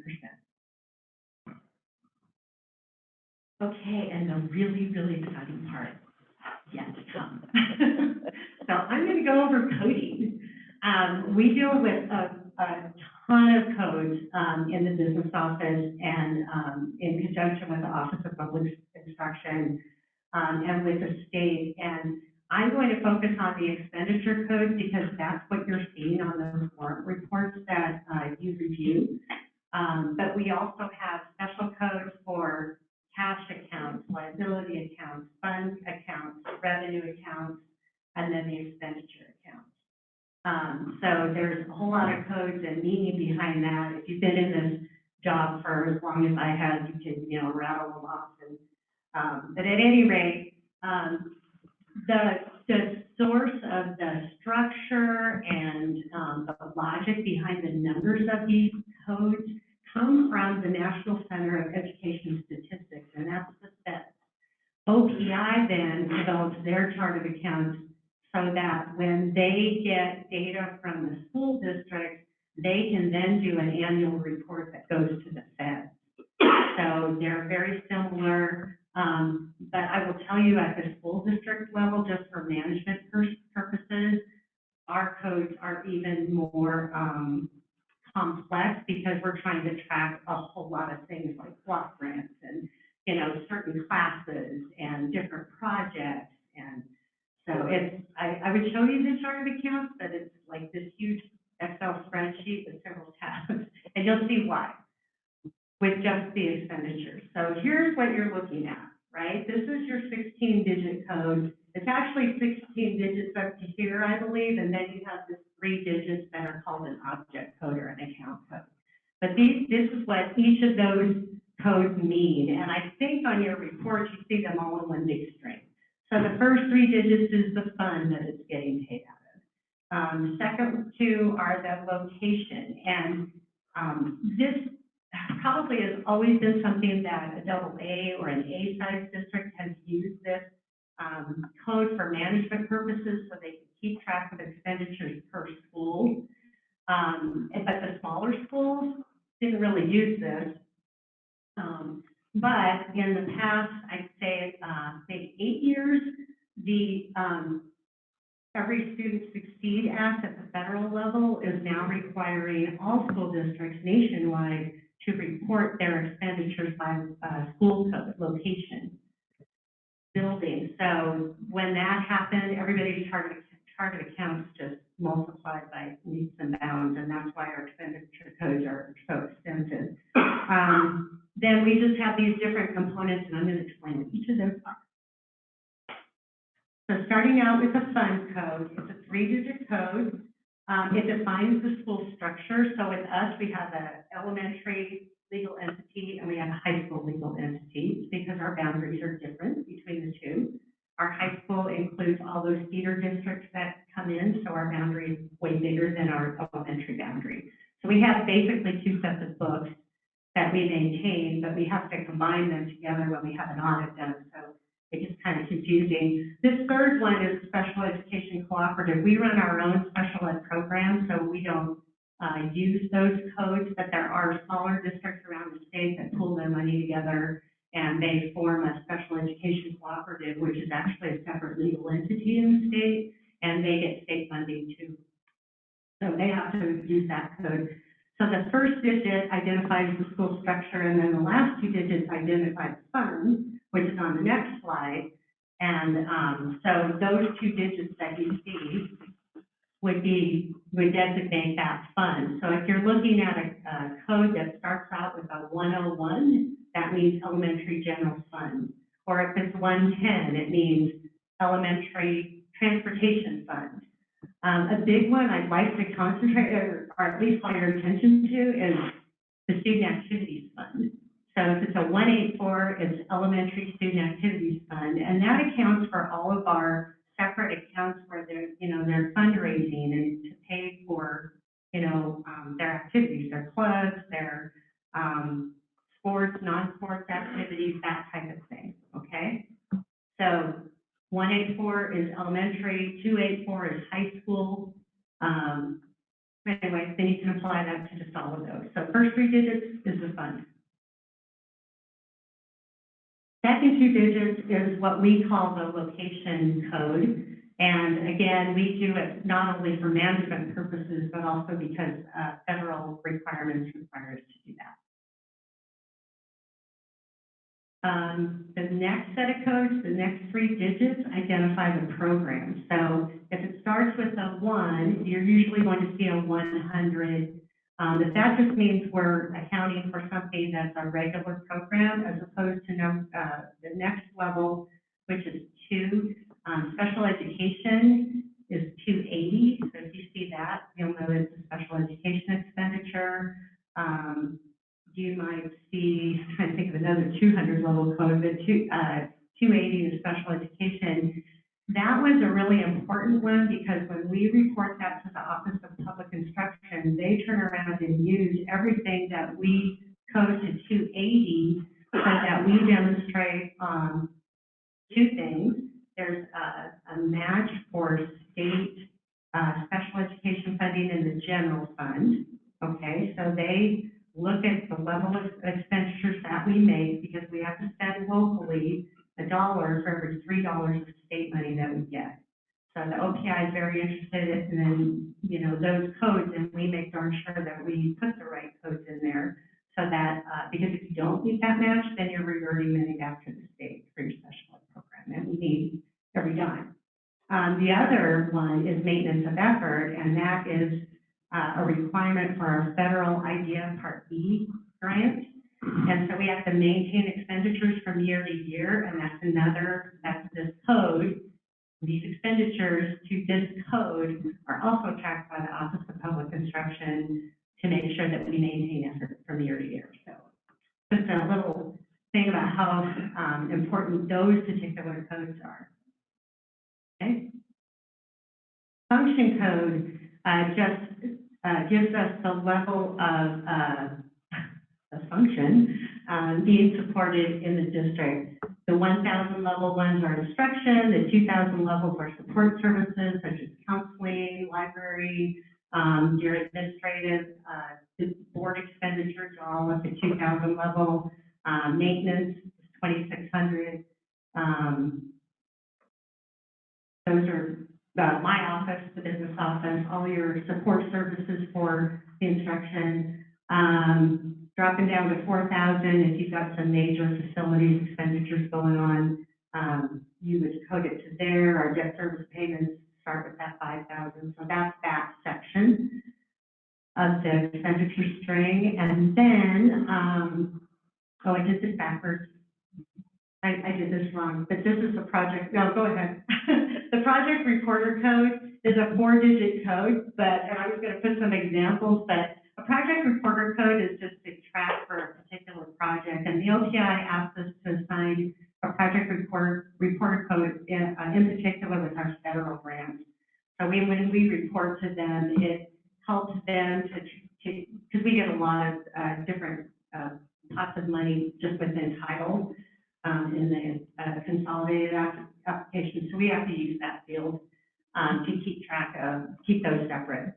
And then the last one is this account code. It's 3 digits, and it just breaks down the type of actual expenditures. So 1s and 2s are salaries and benefits. Threes are, where you go out and contract for, certain services, legal fees are paid out of there, any kind of technical services that we might, contract out with that aren't, employees. The purchase property services are things like utilities or equipment rental, supplies and materials, things like that. It's kind of self-explanatory from the descriptions on there. Okay? And that's all I have. Are there any questions? So, Microphone. oh, yes, thank you. First off, are there any funds that, if not fully spent, decrease or go away, kind of like the government has? Funds where if they don't spend their money, they lose money, certain entities? I would say on the federal grants, if we don't spend those, so for example, Title I, if you don't spend it out, I think you can carry up to 15% into the next year, but anything in excess of that, you have to return. Okay.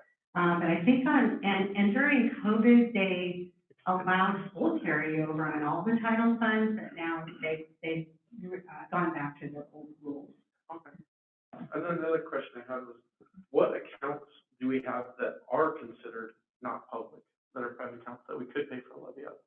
Like what Mr. Pandino was talking to, what accounts are not public? What accounts are not public? Oh, that aren't local. So that aren't considered taxpayer funds. Yeah, taxpayer funds you're gonna see in the budgeted funds. So if you go back to that one slide that lists the budgeted funds and the non-budgeted funds. Sure. So those all involve local taxpayer money and, but in the non-budgeted funds, and there's several of those are cash funds where the income is, we get a lot of local donations. We get rebates, we get interest earnings on those particular funds as well. So those are not considered local tax dollars or even state tax dollars or federal money. My last question, this was very informative. It's not in the agenda, it's not embedded in here. Can we get this either emailed or? Yeah, I would have picked the one slide. But yeah, I'd love to to be able to refer back to it and study more, because that was a lot of information. Okay. Thank you. Yeah. I was gonna ask the same thing, Denise. I wrote as fast as I could, but if we could somehow print this out, that would be great. Okay. Thank you. Thank you. Thank you, Denise. Next up, consent agenda district-wide. So there's a lot of things on here this time. Any questions, comments? Move approval of the consent agenda? Thank you, Jack. Is there a second? I'll second that. Thank you, Lance. It's been moved and seconded. Is there any public comment? Seeing none. Any further deliberations? All in favor of approving the district-wide consent agenda, please say aye. Aye. Hi. Any opposed?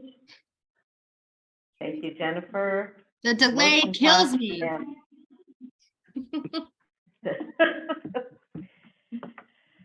Okay, next up, reorganization of the board. This is kind of our once-a-year thing, and it's a pretty exciting time.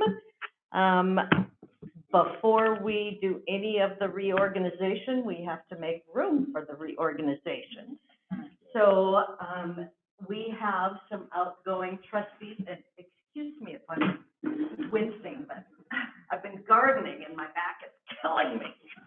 So I just wanted to thank Will and Diane for their service. Diane, for the past 6 years, has been here. Will, I can't remember, 2 or 3? 3, okay, that's what I thought. You came during COVID.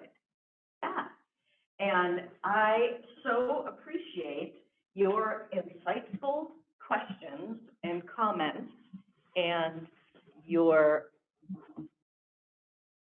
Wordsmanship. boardsmanship. Yes, you will be missed.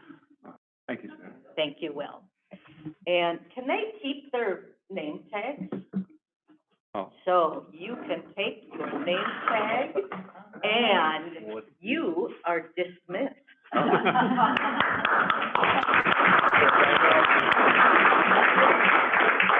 Diane, 6 years, and I appreciate the two of these were part of the school board of the year in 2021.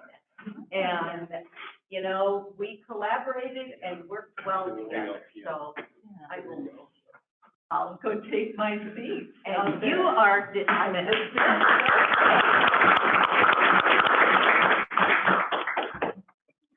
And next up.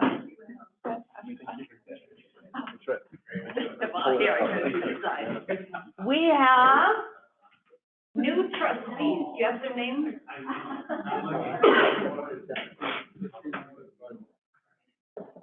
Okay.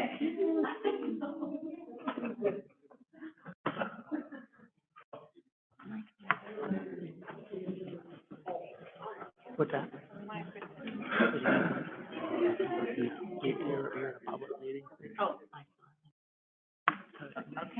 Okay, that's fine. I'm just gonna.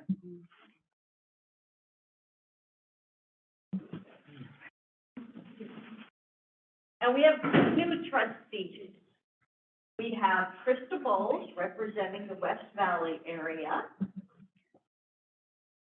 So welcome to the best place to learn, work, and grow. There's your name tag, and you say hi.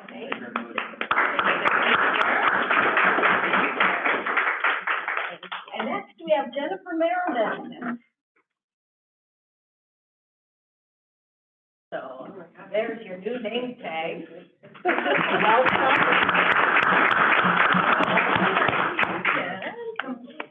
There. Right here. You as well. All right. Exciting times. Oops. So the next thing we need to do is our nominations for board chair and vice chair. And because we have new trustees, I want to explain how this is going to be handled. And this is in consultation with MCSBA, the proper way to do this. Okay, I will call for the nominations. You may nominate yourself. I never knew that. So nominations do not need a second. When I want to close the nominations, I will call for nominations 3 times. And then we will vote on the chair first. And then whoever is elected the chair will trade places with me. And then we will do the same process for the vice chair. Trustees get 1 vote. Let's see. Anything, did I cover it all? I think so. And I just want to say that it has been my pleasure to be board chair for the past 2 years. I am ready for a break. I'm looking forward to taking a meeting or 2 off. But, you know, still have some things in the works. So it has been my pleasure to be your board chair. So, I have a call for nominations for the chair. Lance? So I'd like to nominate Jack Mallon. I feel like he has been with the district for quite some time, has a good understanding of the finances, a good working relationship with administration, and trust of the fellow trustees. Be a good chair. Thank you, Lance. Do you accept the nomination, Jack? if I need to. I'll put that as a yes. Okay. Any other nominations? Rebecca? I'd like to nominate Heather Asher. I think she can do a good job pulling this board together and leading us forward in the spirit of working together. Heather, do you accept? Any other nominations?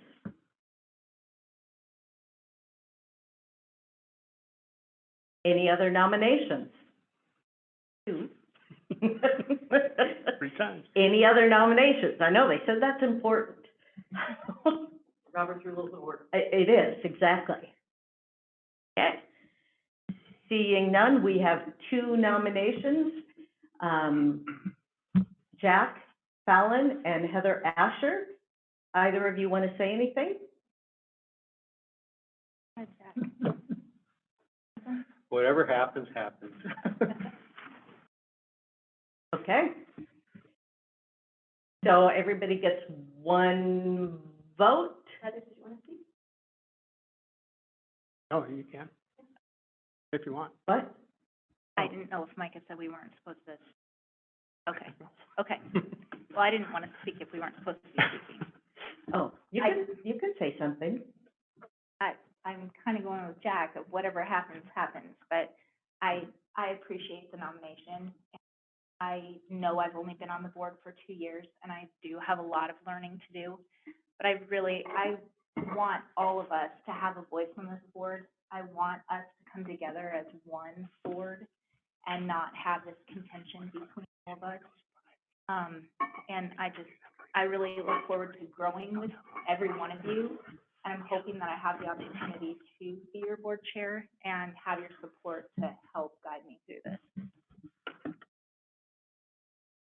Thank you, Heather. Okay. So we need to do, I think we need to do a roll call vote for this. So, Scott, how do you vote? Jack. Lance? Jack? Should I be selfish? I'll go Jack. Rebecca? I'll go Heather. Lloyd? Heather? Heather? Krista? Heather. Jen? And I will go So we got. Oh, Jen, how do you vote? Heather? Okay, and I will vote Jack, so we have a tie vote. So, You wanna flip a coin? no, we need to Keep voting until vote again. I get a majority. Okay, Should we wait until we have Ursula? no, mean- we cannot. We have to reorganize tonight. Here is my thought. And I talked with Jack about this. We are at a very pivotal time right now. There's some serious things in the works that some of you are aware of, some of you are not. I feel like it's a time when we need some board experience. Heather, I adore you and respect you, but you do not have the board experience that Jack does. I hope you do someday, because I think you will be awesome in that. But I think right now we need some experience. Just the confusion. I've sat on a lot of boards. The confusion we had with tabling a motion, you know, there's a lot of things, a lot of nuances with that. I feel pretty strongly that we need that experience. And I know Jack is willing to do that. Jack is very good about working with whoever is sitting up here. I mean, he sat next to me all last year. So that is my 2 cents worth. We'll take another roll call vote. Anybody else want to make a comment?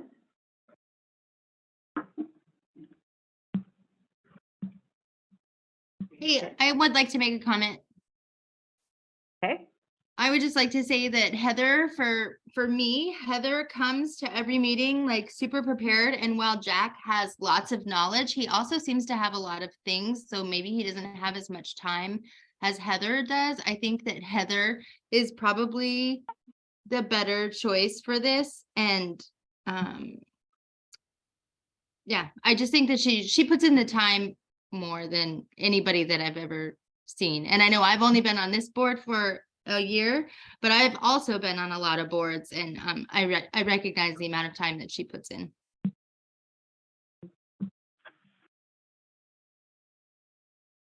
Like, Lance. a rebuttal, I think Jack has shown that he's got time for the board. I mean, I've seen him at finance meetings regularly for the last 8 years. Yeah. Personnel committee when he needs to be there, every meeting. So I think Jack has found the time, and over the years has accumulated quite a bit of knowledge that has prepared him for every meeting. Rebecca? I totally agree that I have great respect for Jack. I know that. And, I do feel that you definitely do put in a lot of time to the board, which is, I nominated Heather as I don't want to see this board divided, and I really do think Heather has the best chance of pulling us together as a board so we can move forward toward consensus. I was deeply disturbed 3 meetings ago when it took us many hours to get to what seemed to be a fairly easy decision. And I would like to see this group find easier ways to come to consensus than we have in the past. Yes, despite all of the respect I have for Jack, I don't think he's the best person in the best position to do that at this particular moment.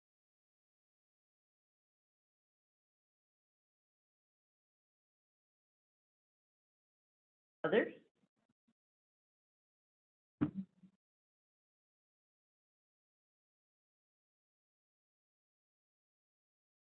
Okay. Scott? Lance? Jack. Jack? Jack. Rebecca? Heather.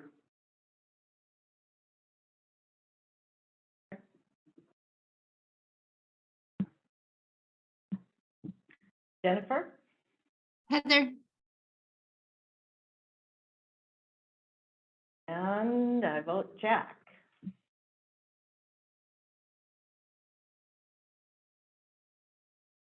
Yeah.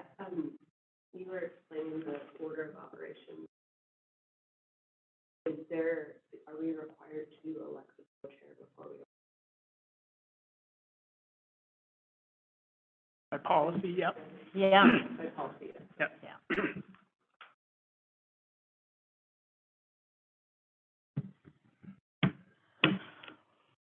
I don't know where to go from here. Jennifer? Yeah. Yes. Okay. Yeah. I believe Ursula is in next door in a concert. If we were to bring her in so that we could get this one way or the other, could we do that? Could I see if she would be willing to? Well, I don't know. I'm not real comfortable doing that, but, we need We need to, a 5-minute break and I can. yeah? Okay, let's take a 5-minute recess. Meeting this meeting, and, yeah, have a seat, Ursula, no pressure. How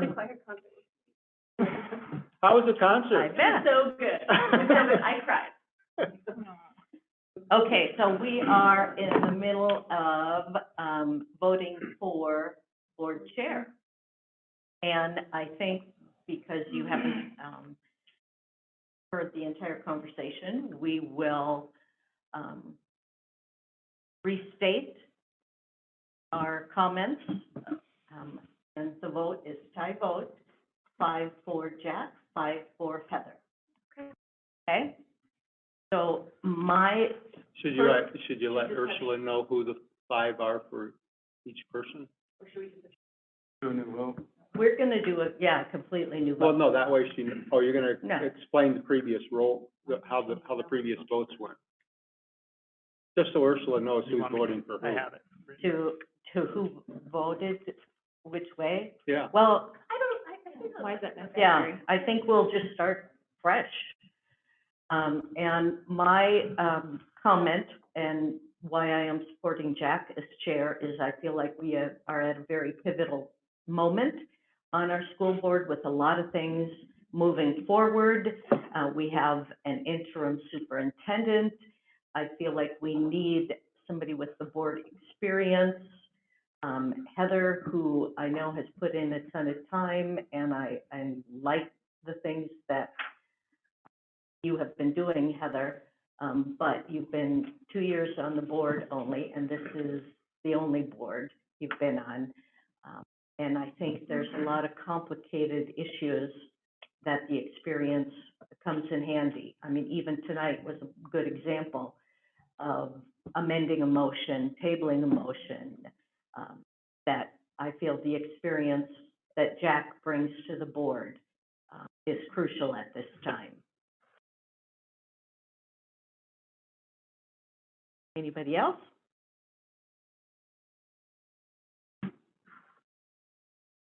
I'd just add to that experience, Jack's committee work over the last, how many terms, 4 or 5? 2011. 2011. But I think there was some prior stuff here and there that he knows the budget inside out. He knows the insurance inside out. He knows the players. He knows the attendance well with them, and works with the other trustees. The new interim superintendent Randy will need that support and that background knowledge. Jack is the person to lead us at this time. Thank you, Lance. Anybody else? Rebecca? And I nominated Heather with a statement that I felt she of bringing this board together.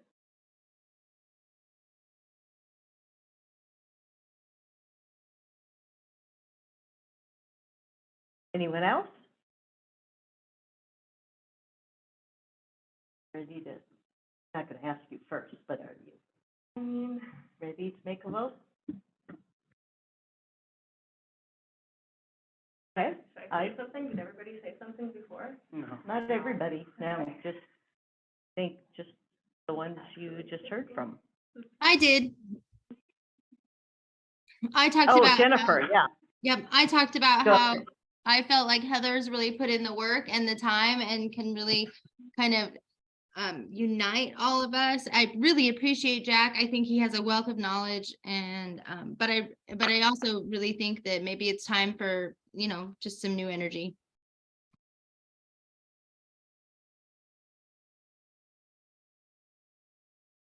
Thanks, Jennifer. Okay, let's try this again. We'll go in the opposite direction this time. I vote Jack.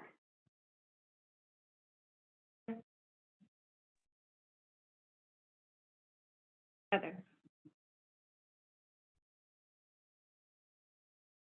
Heather. Heather. Jack?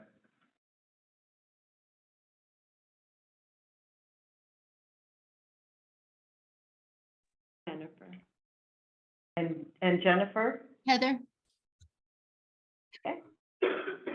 Heather, congratulations, you are the new chair. Thank you. Coming.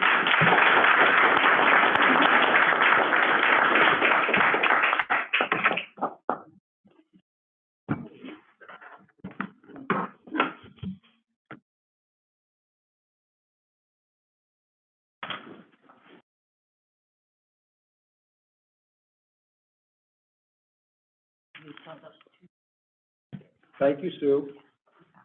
Thank you, Sue, for your service. Yes, thank you, Sue.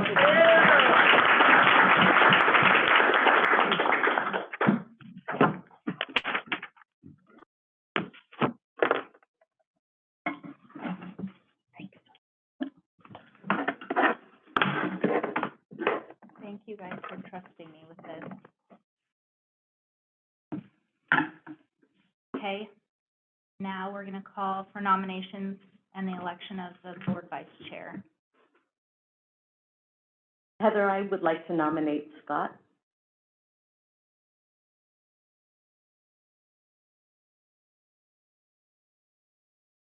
Nope. You don't have to second a nomination. I'd like to nominate Ursula. First of all, Scott, you have to, yeah. Scott, do you accept? Sorry. Are there any other nominations? I'd like to nominate Ursula. Ursula, do you?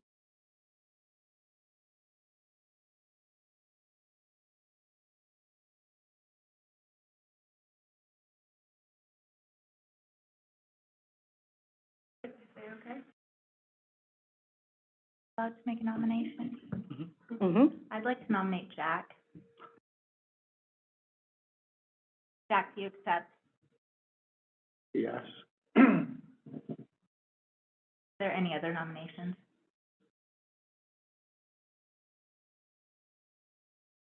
Are there any other nominations? Any other nominations? Okay. We have Scott, Ursula, and Jack. We'll take a roll call. Scott, we'll start with you. Oh, sorry. Can I say a few words? Of course. I would just say I'm gonna be voting for Scott. You know, I know he was working on personnel, finance, I think both Jack and Scott have helped out with negotiations and things like that, but I think Scott has got a good understanding, trust from employees. As the elementary trustee, I also do not feel comfortable having two high school trustees. I also voted for Jack. Scott. Anybody else have a comment? I didn't know which way things would go. I didn't even know that I would be sitting here.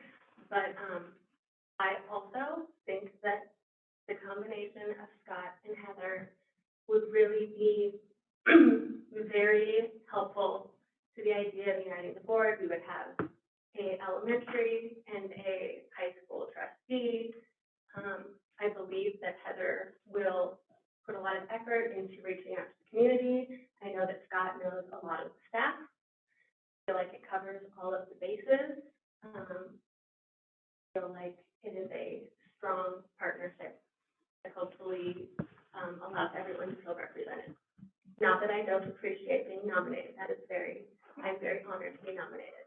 But that is the way that I see the potential Heather Scott nomination. Anybody else have a comment? Are we ready to vote?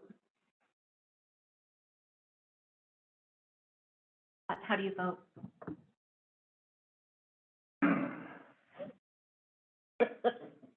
Weird, huh? I'll vote for Jack. Scott. Is that a flip? Sure. Scott.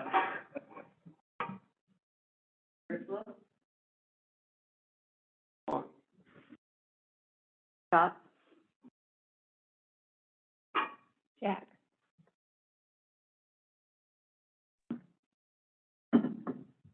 Scott?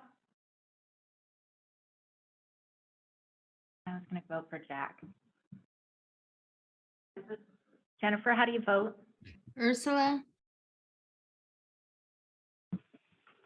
Okay, so I have 4 for Jack, 3 for Ursula, and 4 for Scott. We'll have to do it again. No, it's 5, 3, 3. 5 Ursula, 3 Jack. Do you have that 5? 5, votes, do you have the same? Oh.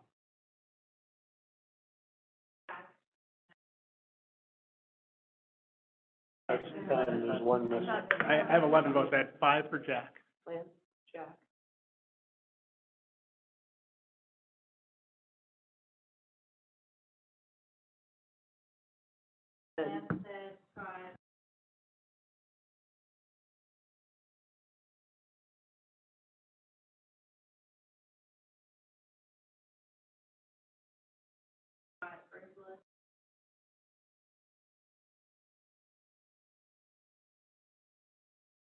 That's what I had, 5, 3, 3.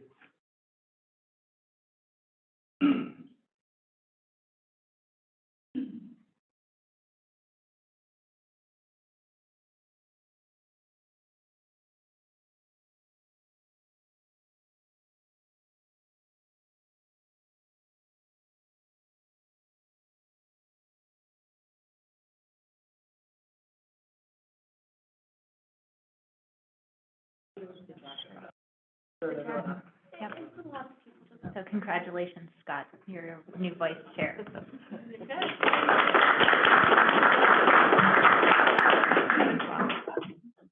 I run away? Can I run away? Can I really? I'm gonna do it. Are we really okay? Can we take a pause for just a second? Yes, let's take. I just want to verify that it has to be a majority of the board for the position or just a majority of the votes. So just it's a procedural thing, so I just want to pause and, Want a 5-minute pause? what's that? You need a 5-minute break?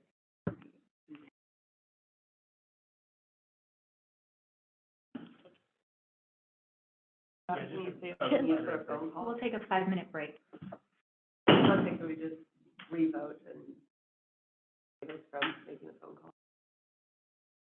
For yourself, even though it's awkward.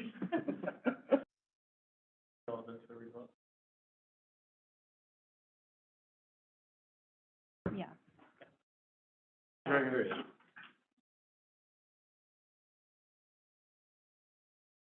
Majority of the board, so either way, just do a revote. I'm gonna call for a revote. Scott, how do you vote? Lance? Scott? Jack?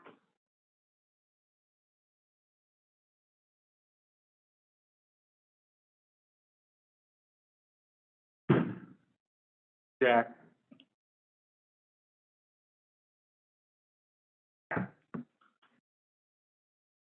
Jack. Scott? Jack?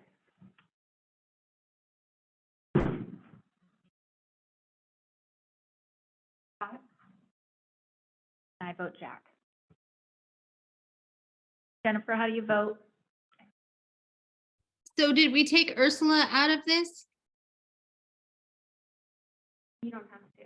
You don't have to. Okay, I'll go Jack. 5 to 6. 6 for Scott, 5 for Jack. Majority of the vote. Thank you.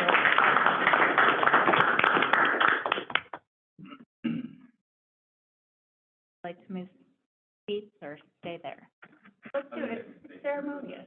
Yeah, it's ceremonious. Yeah. Keep your spot.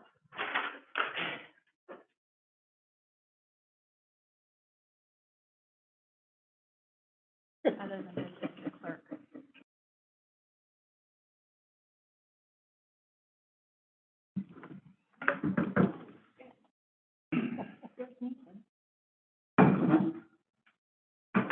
Okay, up next, we have appointment of. Can I just say one thing before Yeah. we move on? I appreciate everyone's, work on this. I know it's been tough, and I truly want to work with Heather and you next. Stronger board, and looking forward to the challenge.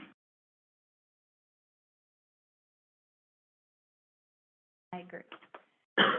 Okay, up next, we have the appointment of clerk of the board.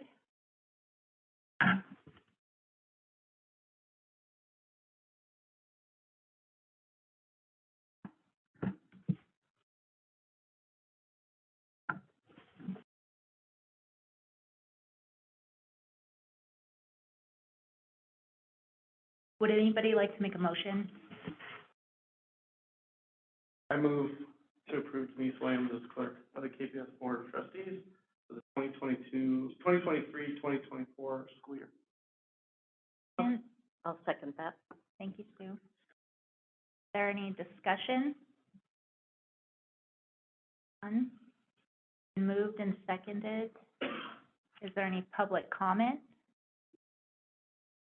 Seeing none. How does everybody vote? All in favor, say aye. Aye. Hi. Any- Jennifer, any opposed? Vote is unanimous. Thank you. Thank you.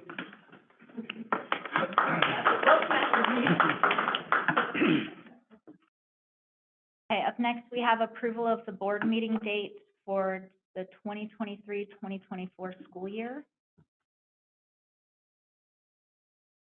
And just to clarify for the board, this is a listing. It's typically every Tuesday, second Tuesday and fourth Tuesday of the month. You can see that there are some that are highlighted where traditionally we've had no meeting or only one meeting in a month in July.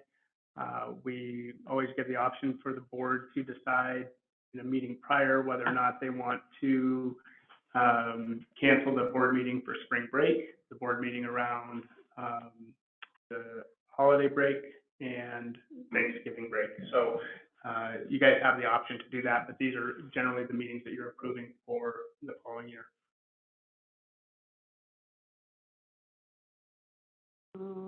We have a motion to approve. I move to approve the board meeting dates for the 2023-24 school year as presented. Second. It's been moved and seconded. Is there any discussion? Becca? One of the things that's been tossed around doing at the board retreat is changing some of the, committees and so I'm just, I think we should approve this now, but with the hope or understanding that we might. Board retreat.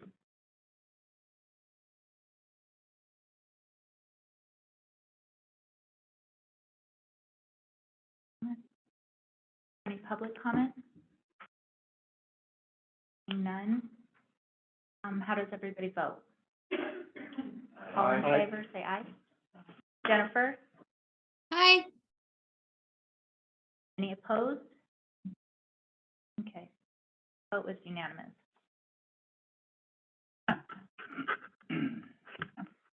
Okay, at this time, we're gonna have public comment.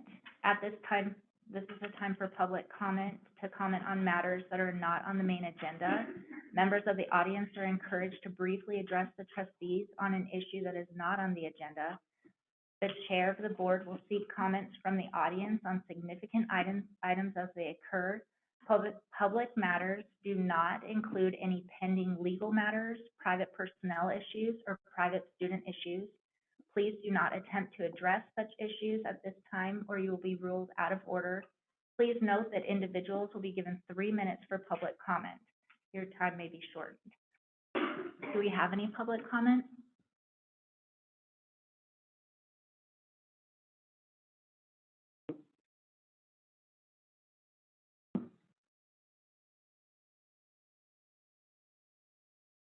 I'm Henry in Kalispell. I just want to congratulate the new board members that are on board and the chair and vice chair to your new positions. And I really enjoyed the budget explanation of the codes, and I myself would like to be able to see those. So if those could go in the minutes of this meeting, that would be great, and I would really appreciate that. Be very helpful. Thank you. Have a good night. Thank you, Sean. Do we have any more public comment?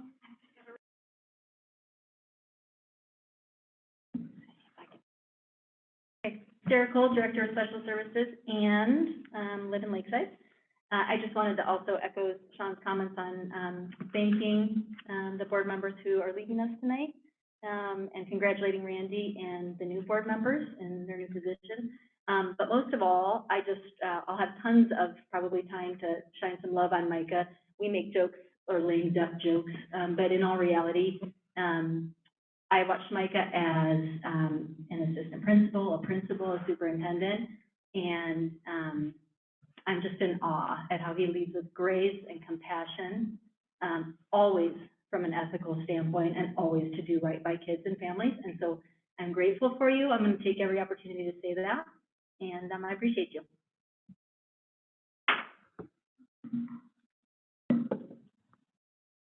Thank you, Sarah. Do we have any other comments? Seeing none. Take a look at our upcoming meetings. No. Can I help out on this a little bit? Yeah. So typically, the board chair, when you do a reorganization, will also ask their trustees to identify committees that they'd like to be a part of, but ultimately, by board policy, you decide who's on what committees. So you may want to ask them to submit an email to you or something indicating their preferences, maybe top three. We can move forward with that because you'll probably restructure committees, and as these upcoming meetings are coming up, you might want to. So what Micah said.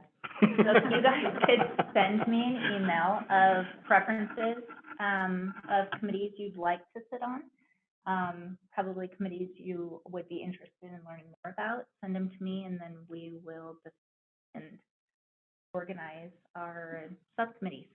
But for right now, these are the committees that are up, the times and the dates, so note them in your calendars. And Becca? We had talked about canceling the upcoming Fed meeting on the 7th, I think. But I just realized that either of the new board members may have a special interest, and I guess if they do, I'm certainly willing to schedule a time as chair of that committee to meet with you, or I'm sure Sarah Cole would take up. So, would also let us know if you really think it's important to have that meeting, or if you'd like to meet with either of them. Anything is possible. Heather, I do have one other thing. June 8th and 9th is the MTSBA annual meeting and leadership council. I talked with Denise to see if there was money to send 2 trustees to that conference. It would be one overnight in Helena. I think it is very beneficial to go to the annual meeting just to see the folks there.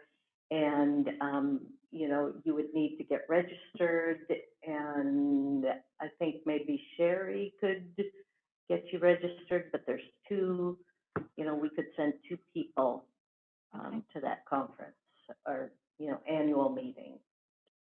If anybody's interested, they should let Heather know. Okay.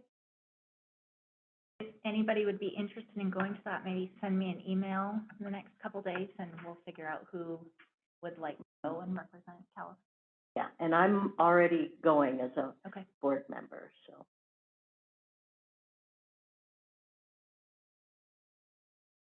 Definitely will be going. Okay. Yeah. So I think regardless. But if we can only send 2, I don't mind.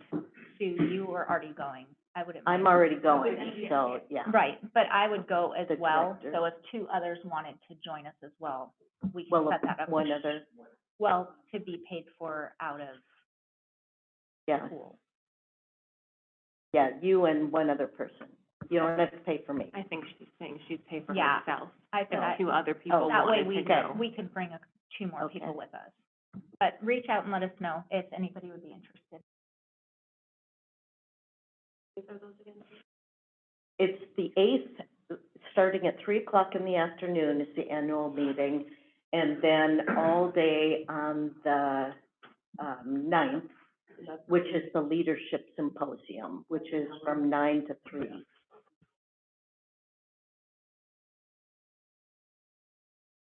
In Helena.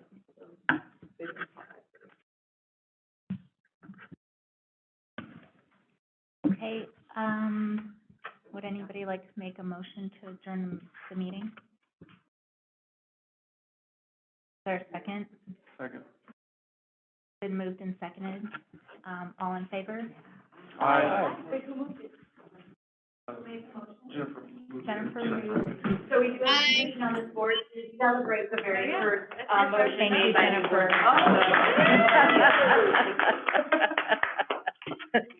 So since you're gonna be gone this day. Meeting adjourned.